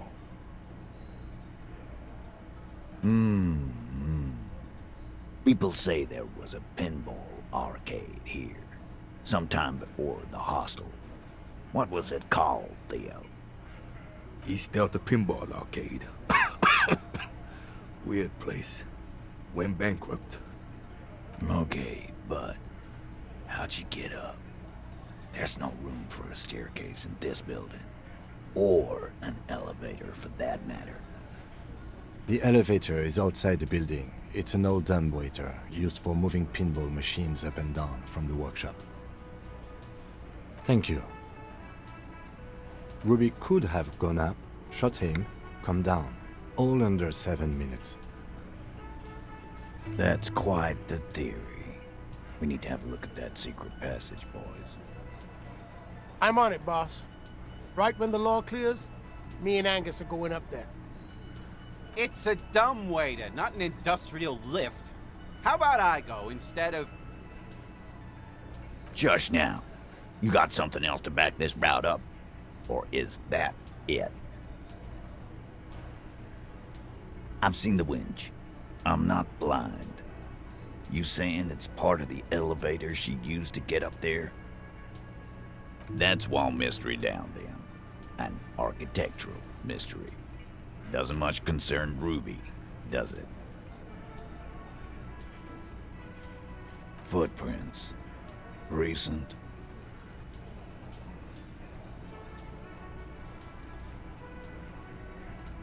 What else could you make out? How recent? What size?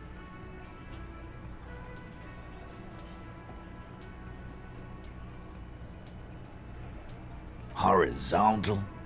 I see they taught you well in your RCM school. My old man, a hunter, and a half-blind one at it, could have said that. Horizontal lines. Good news is, I'm still listening. He knows they had to be recent for those lines to still read. This wasn't a failure.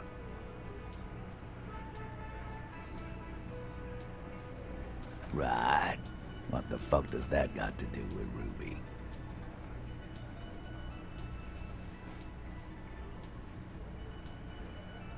Wow, man, can we? I mean...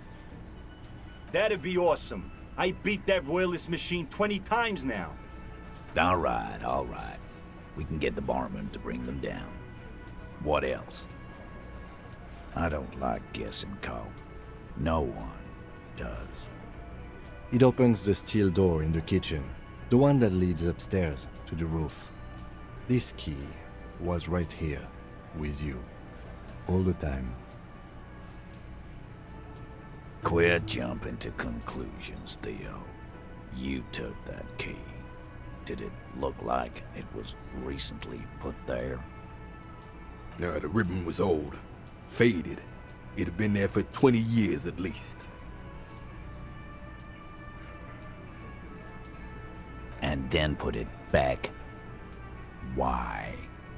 It's damn interesting you found it there, but it doesn't fit with Ruby, and you know it. It doesn't fit well, but it fits. and he knows it. Firmly doesn't go well with could've. There's a route to the roof. Me and the boys need to check it out. That's what we established. But a route does not put that bullet in his head. A gun does that, and Ruby doesn't carry one. Phase 2. Murder weapon. Get a gun in her hand. If not that, then at least a shadow of a doubt, in the shape of a gun. You lost your gun? What an idiot! Tell me, did you lose it before the murder? No, you didn't. And Ruby didn't use your lost gun to kill him. This was merely a thought exercise. He did not lose his gun. Let's move on. God damn. That's just about your favorite topic, isn't it? Every fucking 5 seconds.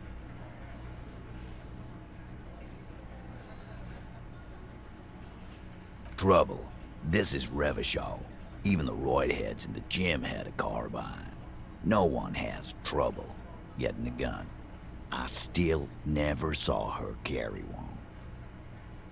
He's angry because he knows you're right. What he's saying only confirms your theory. That looks antique. A Belle McGrave. It's inoperable. Where'd you get it? 20, maybe 30 rifles, Titus. Also broken, but still, there were too many. And there must be other caches too. God damn it. We need to close that dump down for good. Okay, I see your point. There are guns lying around. Damn it. I thought we'd found all the old spots. Why was that still there? We just missed one. Ruby doesn't know this place, boss. Just these cops digging up shit.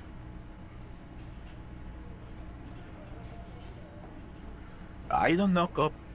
Why don't you find your lost gun first?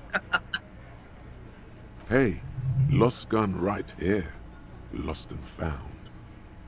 Easy now, Al. This isn't comedy hour. Titus, we're not seriously considering it, are we? Ruby wouldn't do this. Why would she do something like this? Phase 3. Motive. The last component. And I suppose you have a theory on that. Think about it. Why go through all that effort? It was her idea, wasn't it? The hanging. You went along, but she suggested it. She had, like, a fully formed plan and shit. Right when she came back downstairs. Really, Shanks? Claudia wanted to talk to another girl, that's all. She was just the first one up there. I could have come up with that plan if I'd have been first. Time for a logics demonstration.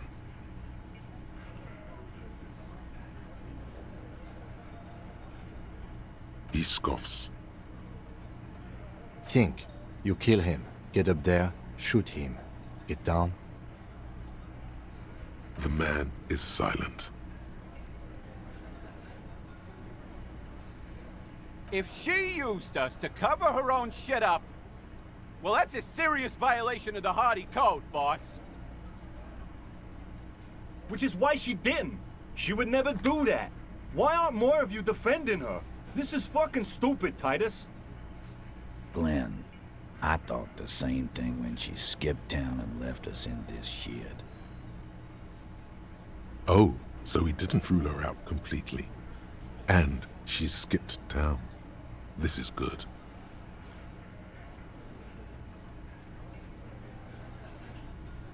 Nah, man. That's just Ruby. She's got shit under control. That's her whole thing. That's why she's so good. Plus, man, it's like female intuition, you know. Women talk to women. Which is sort of why we need someone on the team who they talk to.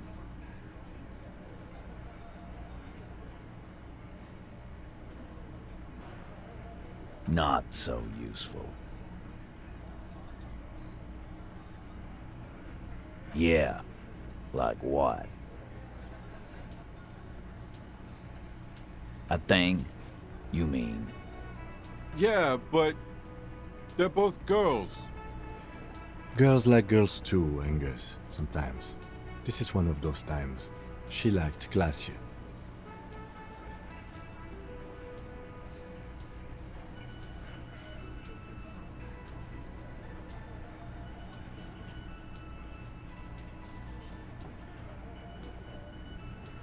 It's not bewildering. It's like, whatever, man. Guys, I'm not the only one who knew. Right? Knew what? First he says she's murdered him. Now she's a too? It's a lie. Come on, Glenn. She likes Monica's titties more than you do. Everyone knows which way the wind blows there. I did. I knew it. That's why she didn't fuck me at Fatty's birthday party. She didn't fuck you, 'cause you're 40, and you still live with your mom, Dennis. Ruby then threatened her and told her to end her relationship with the deceased. This is some sordid shit. It's also the kind of garbage our Miss Aronier puts out to cover her own ass.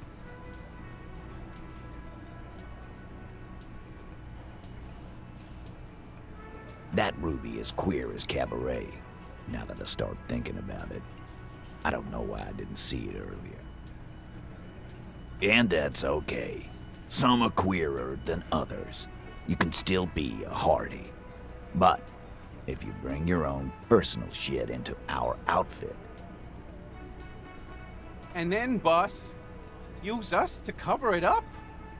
I mean, that's just fucked up. If it's true. But it's not. Right? There's no fucking leadership challenge.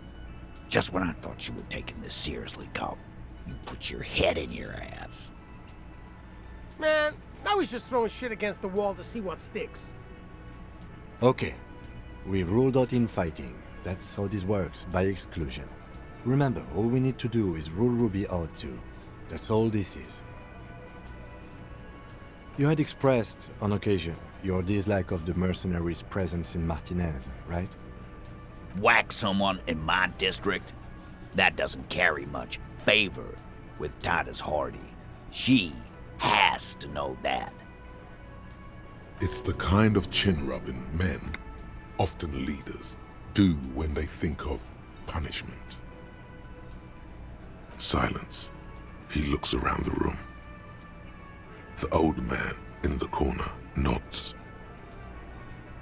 A very small nod, and a trickle of tobacco spit on his lip. Yeah, I see it. There's one more thing I've been wondering about, ever since you asked me where she is. Add it to your list of suspicions, if you want. I don't know where she went. She just got up and left. Got real scared, too. Wouldn't tell me where. However hard I asked. Want to know why? She was afraid I would tell you. Maybe she was right. By now, I probably would. She knew there's evidence on her, and she knew we'd find it. This is typical suspect behavior, why fleeing is always incriminatory. Perhaps. Ask her if you find her. It won't be easy, though. She made sure of that. Friday afternoon, when you first arrived, I got word the RCM was in town. Then she came in to see me. Told me she was leaving. That's when we had our little conversation. I told you. No, you. As in the cop with the sideburns and the disco clothes.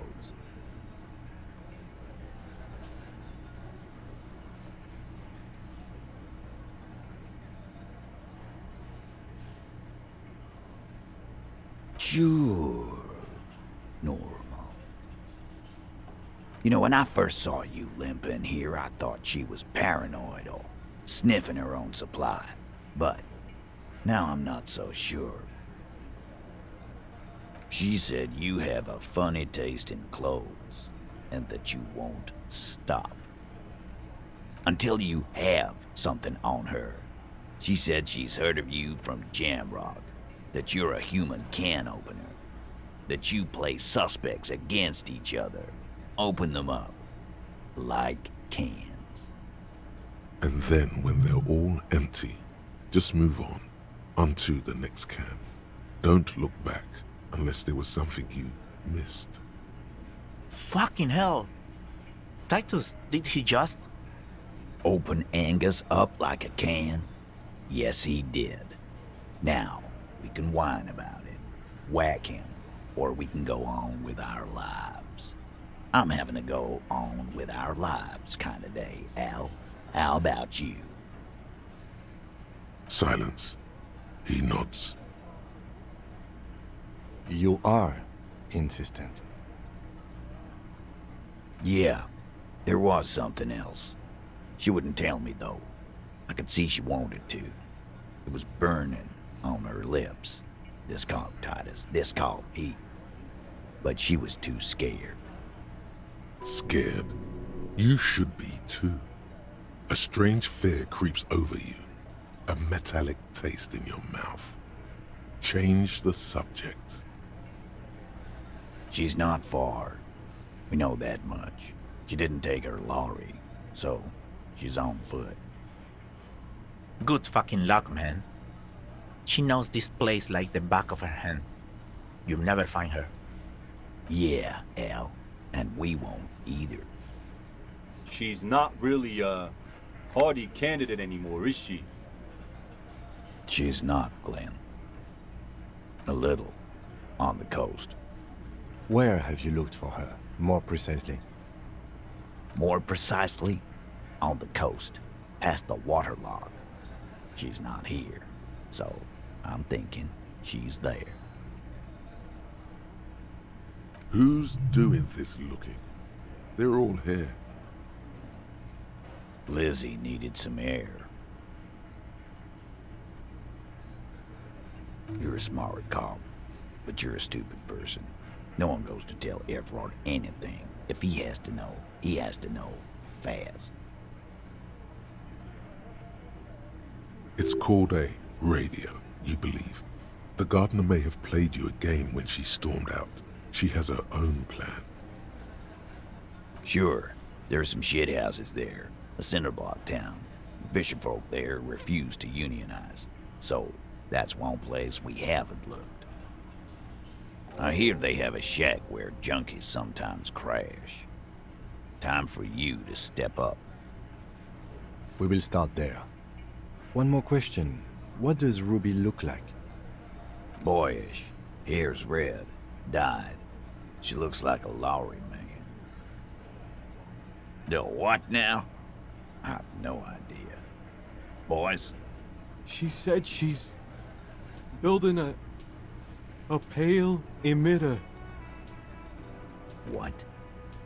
We were talking about radio equipment. She said she's doing Ulan frequencies and a pale something. I don't know more. This guy barely understands what he's talking about. There you have it. Pale something. It'll have to. His grip is firm and reassuring, like holding a piece of unpolished granite.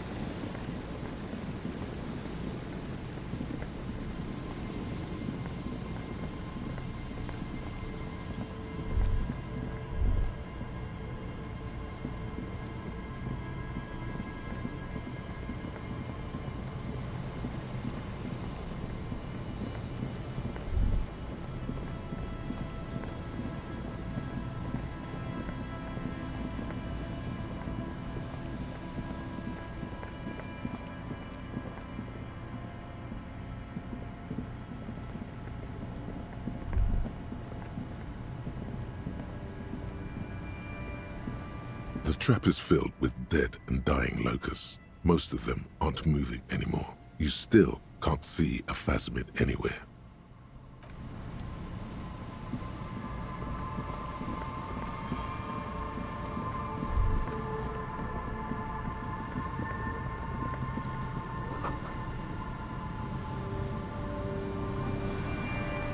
A metal and plastic contraption bobs up and down amidst the trembling reeds.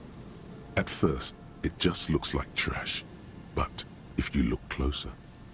That, over there, must be the boy Klaasje told us about. The one she hid her passport in.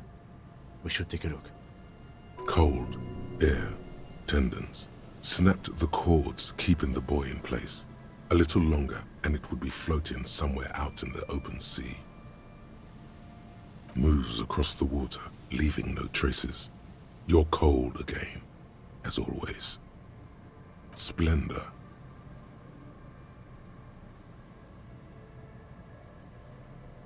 Indeed. Let's see what's inside. The boy is not tied to anything. The cords dangling from the bottom really have been torn or cut. You lift it out of the water easily, noticing how light it is. The number 11 has been written on the yellow plastic. It hasn't been in the water for very long, but it's already discolored and slimy with silt. A latch. Simple construction. Very unsafe. There's something in there, splashing around. It smells like you would expect it to smell. A concentrated version of the coast. Salt, industrial slop and decay. The water this side of the peninsula is cleaner, actually. Smells a little salty. A shot glass's worth of seawater pours out. Some algae, and nothing else. Well, damn. I have no idea. Or think we do. This is a small loose end, either way. Not important, I hope.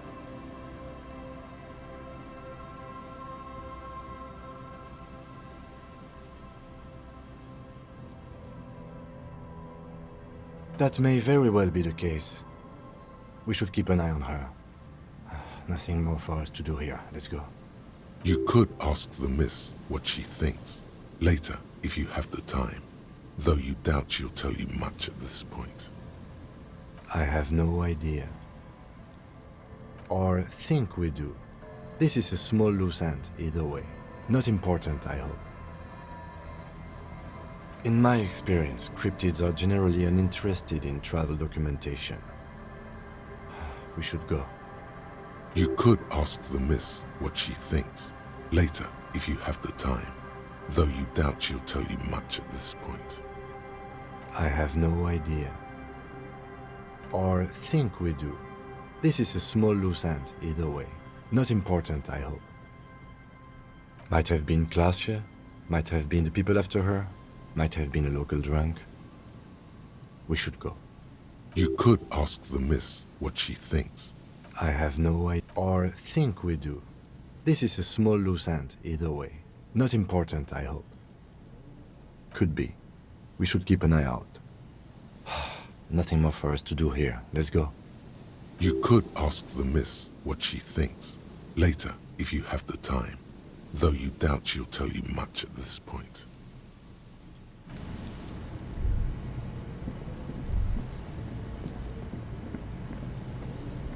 A few locusts trudge along the wall of the trap. The rest are piled in a heap in the corner, dead.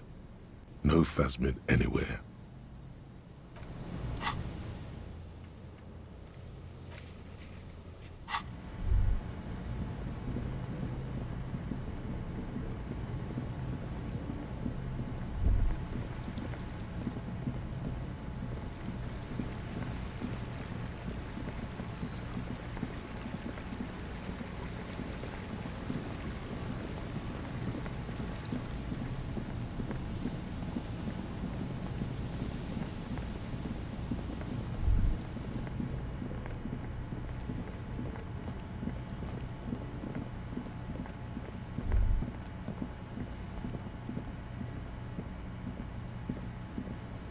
A scattering of bullet holes is spread across the cracked wall, reaching from one corner to the other.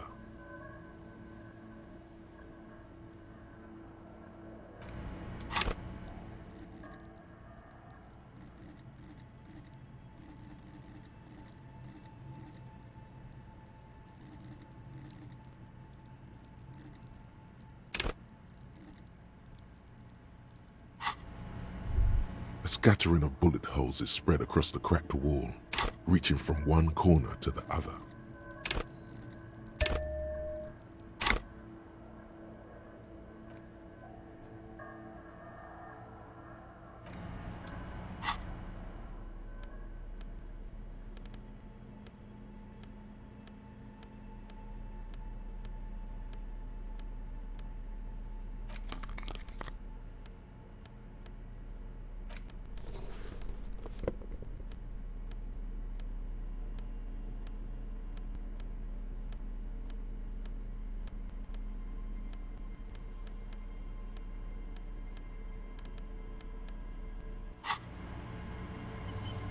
A scattering of bullet holes is spread across the cracked wall, reaching unable to piece together the big picture just now.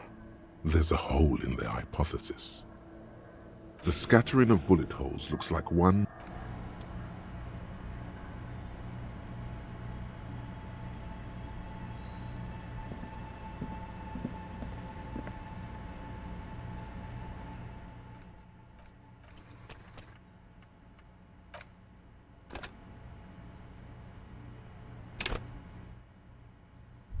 A scattering of bullet holes is spread across the cracked wall.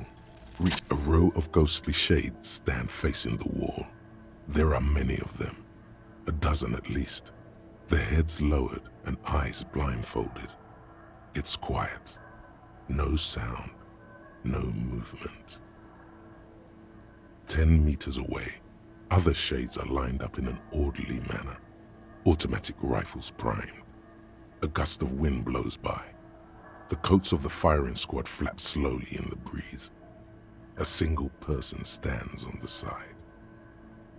A long time has passed since the moment of this fusillading. Rain and brine have since washed all the blood away. Not a trace remains. The abundance of bullet holes leads to two options. Either an inordinate amount of executions were performed here, or they did not use a conscience round, where only one soldier has the loaded rifle. Looks like this was a mass execution with everyone fully armed. A host of men, probably in everyday clothes, ragged from the conflict and covered in dust. They were not sitting, a common practice for executions in some nations, as demonstrated by the height level of the bullet holes. They stand, facing the wall. It's impossible to discern any details about their personality or background. 7 men in combat uniforms and dark coats, holding automatic rifles aimed at the people. Soldiers from some side, but from which one? The commandant, the one who gives the order. Machine gun fire crackling through the air, the lights of the muzzle flashes dancing on his face. I don't know. I don't know who died here, lined up beside that horrible wall. It could have been any of the parties involved in the revolution. Perhaps the ones executed here were the loyalist conservatives, killed by the communists at the start of the Civil War. Or it could have been the communists, put to death during the last stretch of the conflict by the coalition forces. Remember what Trent Heidelstein said about Veld? Another likely scenario. Or maybe... Yeah, it's very unlikely the coalition forces were the ones who died here. They were always the last ones against the wall. To be honest, if a coalition member was anyone in this situation, it was a commandant, the superior giving the orders. A cold sea wind blows away the figures. Behind this building, the other one, once filled with engineers and designers of Feld Electric, now collapsed and dead, but for some rats. You feel drawn, for some reason, to the faded mural again.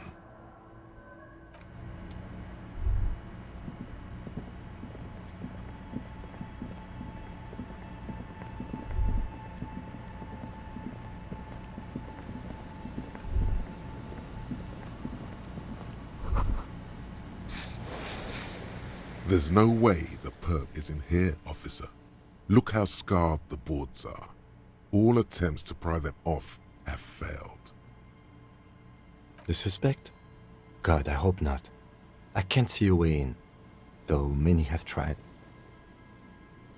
Not this time. The opposition is insurmountable, but I like the spirit. Have some points. It's lonely and cold without points.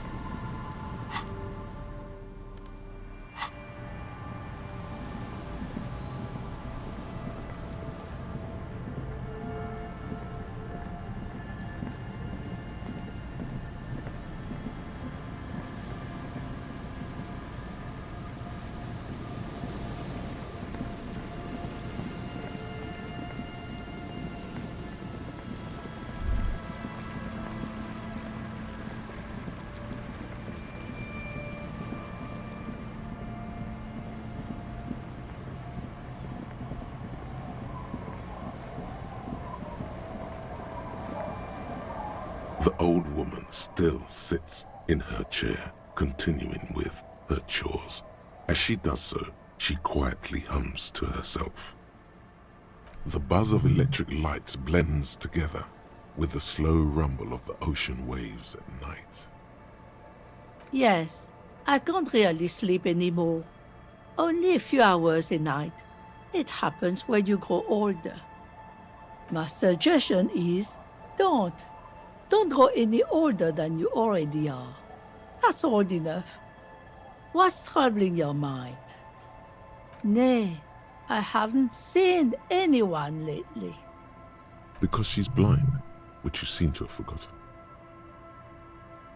This is my little cinder block town. I know what goes on around here. She's being evasive. She knows something. There was a murder in Martinez. She might be a suspect. We would appreciate your help. Would you now? I know how this world works, and it doesn't work when people tell on each other. Aye, that you are, Dark Omen. Help yourselves and your organization. Help the storm clouds gather on the horizon. Enough of this. She better start talking right now. There's not much to tell. People come and go. Now, was there something else? I see, ma'am. I hope you don't mind if we look around anyway. You should look around your shack. Maybe she's rented it out to others too.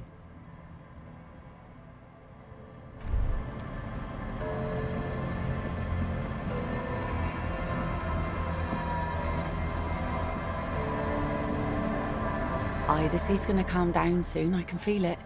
The wind is turning southeast. What's on your mind, officer?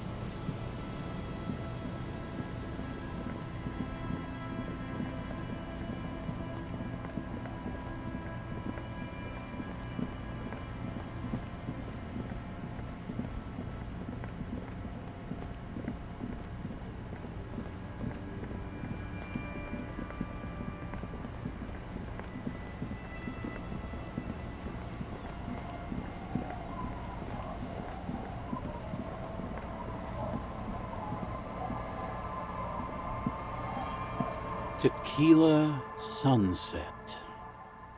Can't really remember seeing any women after losing my keys. It's a touchy topic. He hasn't got laid in ages. He breathes in deeply. The tale I'm about to there are many Are you telling... Shut the fuck up, Rosemary. The streets are warmed by, in the harbor's dark, her cigarette is a beacon, dancing alone. Our heroine finds herself enjoying the peace and quiet. What she doesn't know is that her peace is about to be shattered. From behind her comes the clattering of hooves. Start a headless man, wearing a fawn tracksuit, riding a horse. That's right. It's rumored to be searching for his legendary fawn cap that went missing when he lost his head. I thought that he rode a headless pig.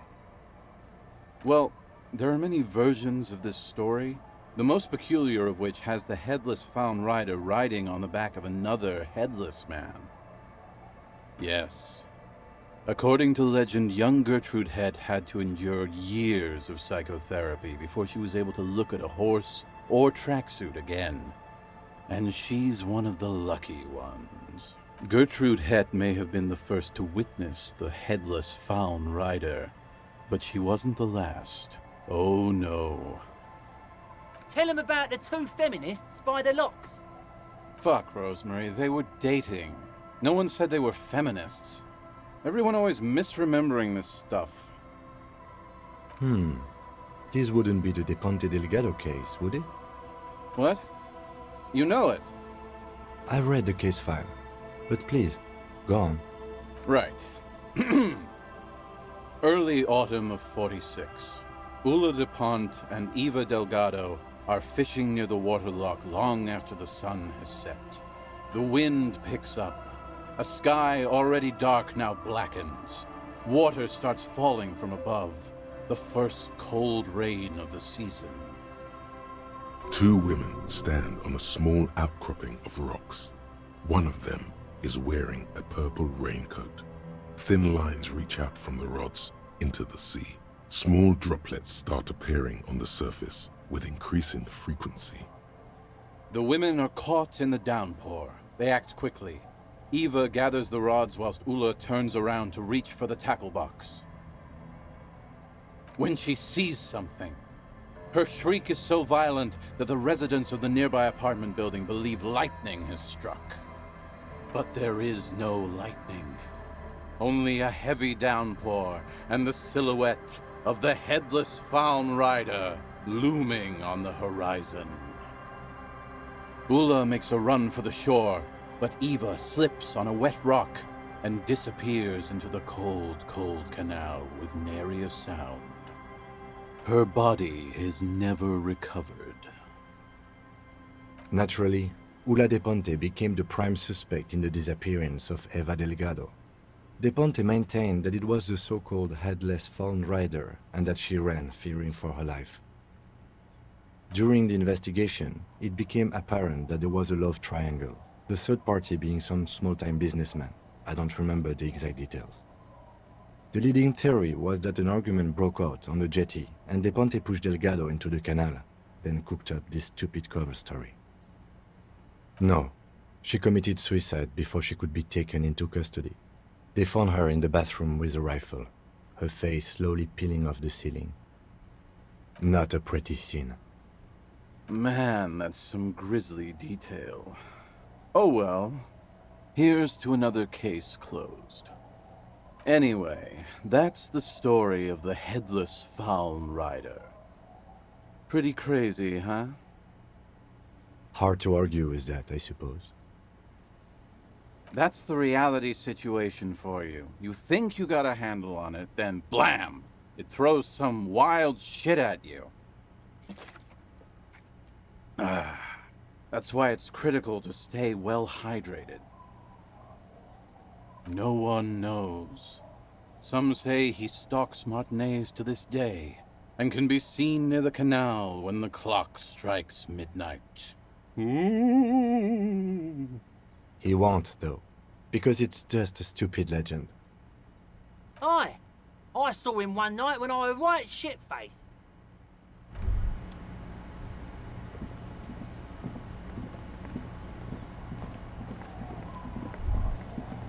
A drop in temperature, an easy flow of air, an empty street. Before you, a thoroughfare unjammed with lorries. No more drivers smoking on hitch steps. Just silence. Chemically sweetened. Across the road, a forgotten bus stop. Corrosion has opened a hole in its roof. An elm tree watches over the building. Its branches are dripping with rain and snow. The road is smooth and motley. Craters filled with a black asphalt. The asphalt, first laid, is grey already. A row of tenements are under construction in the distance. A tub warm with water, white with soap. A man bathes while radio waves transmit the lottery numbers. 4, 18, 21, 4, 1. A modern washing machine rattles a drawer full of silverware. Number 312D. Young girls used to come here, huddled up, hoping for more warmth than their thin coats give them. The bus took them to school. It has not run for 8 years. There were not enough girls to sustain its cost. Craters pocked the surface. Children played in them until heavy trucks full of black pitch rolled in. The landowners have filled the craters with money. It is a vital artery of the flow of trade. There's one bump on the road. A dead dog lies flat about 200 paces away, right at the turn. Tragedy comes from the wheels of a fast RCM vehicle, hurrying to work. The cold washes over you. The sound of the sea has grown distant. The wind moves the aerosol. A detective stands behind the boom barrier. A breeze moves a curl of his hair.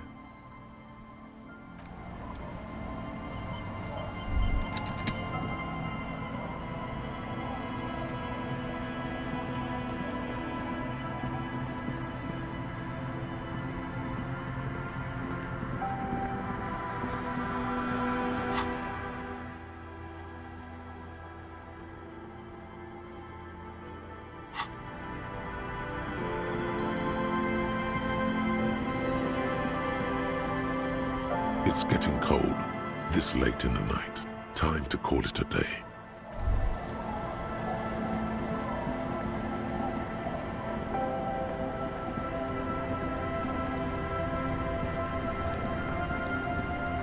I'll just keep the Cor de Leche in the channel, if that's okay. It's too shallow near the pier. Hi, ma'am. And it's a jetty, by the way. Of course. Jetty. I prefer a good jetty to a pier any day. Jetty. Hello, detectives. It's good to see you here. I only just arrived myself. What brings you here, madame? Nothing, really. I've had my eye on this jetty for weeks now, so I decided to investigate it personally. This cluster of buildings isn't on any of the official maps, as far as I can tell. That. And she's also keeping an eye on you. Spying has such a negative connotation. I did track your progress along the coast, however, and decided I would be better able to assist you from here. Then there's the matter of that little scamp in old lady clothes. She threatened to paint the Cor de Leche red. Like blood, you see. Well, I like it the way it is. White. How do I like it? Water drips down eaves of Eternite. The jetty below her feet creaks to the tune. The smell of salt and dog shit in the background. It's pornographically poor. The street has no name, all the men are dead or missing. And is that the carcass of a motor carriage over there? I'm surprised that woman hasn't put me to the sword yet. Maybe she will. You should ask your questions while you can. Dark eyes survey the coast leading up to Martinez. Dull grey metal rests in her scabbard. A sword. The wind is too loud for her to hear. Fortunately for you, madame, the RCM is on the scene.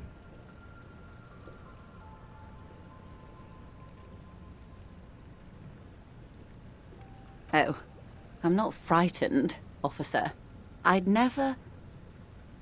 Above you, there forms a quilt of altocumulus clouds, twisting into each other. The wind tugs and stretches them over the bay. Their cloud shadows slide over the ruins of Revachol West. Wherever they pass, the temperature drops slightly, but perceptibly. Have I told you how they discovered this place? No, they're in Sealindian, Isla. I'm guessing you don't know then. Well, your condition has left you no worse off than most of these people. The literacy rate is around 45% west of the river. 50 years of occupation have left these people in an oblivion of poverty. I knew you would sympathize. Most Revacholians will never know what this place means. Our home. This island of matter. Or why they were ferried over in the first place. Remind me to tell you one day. For now, how can I assist you in this new location? Do we? I hear you have singled out a suspect and are in pursuit. This is cause for cautious optimism. I would not want to delay you. Maybe there is something else I can assist you with while you're hot in pursuit.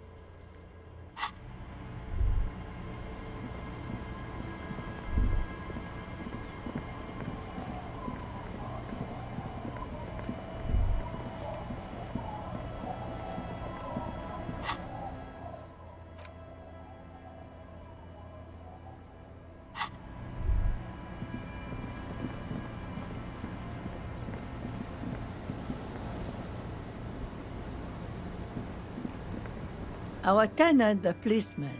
I hope the waves don't keep you up at night. What can I help you with?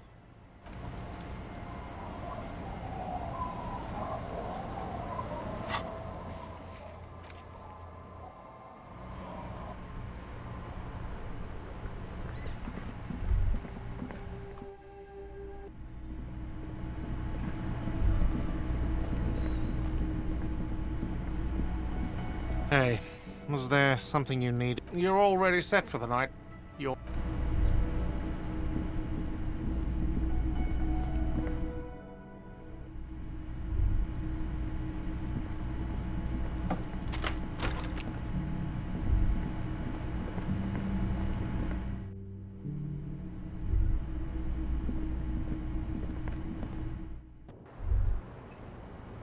Wait, stop.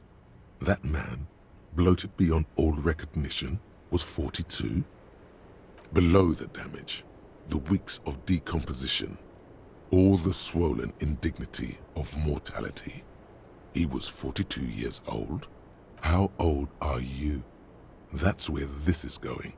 45,000 liters of raw alcohol has left its disfigurements. What lies beneath, you wonder? You could ask either one of them. Huh? How old? 58. You asked.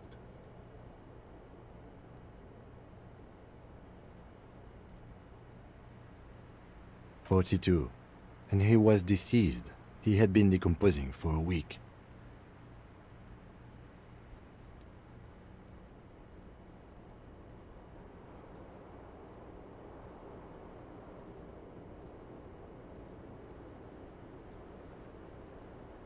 On the bright side, you've been getting a lot of exercise lately." There's silence. Then a little more. Sure, you're 42. Let's go? Wait. This requires scientific measurements. To the laboratorium.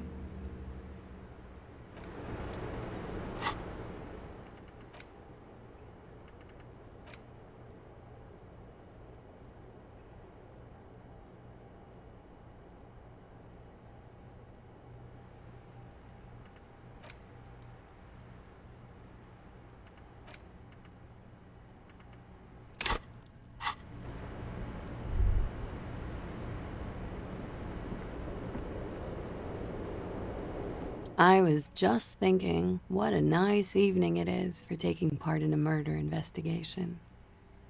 Oh, Did you take the documents? no, of course not. As I said, it would have been too risky for me to use those documents anyway. My employer gave them to me. In truth, I should have destroyed them. Yes, I am. Regardless of who took the documents. It was probably just an accident. I was worried I'd been too careless with the latch. The documents were probably just washed away.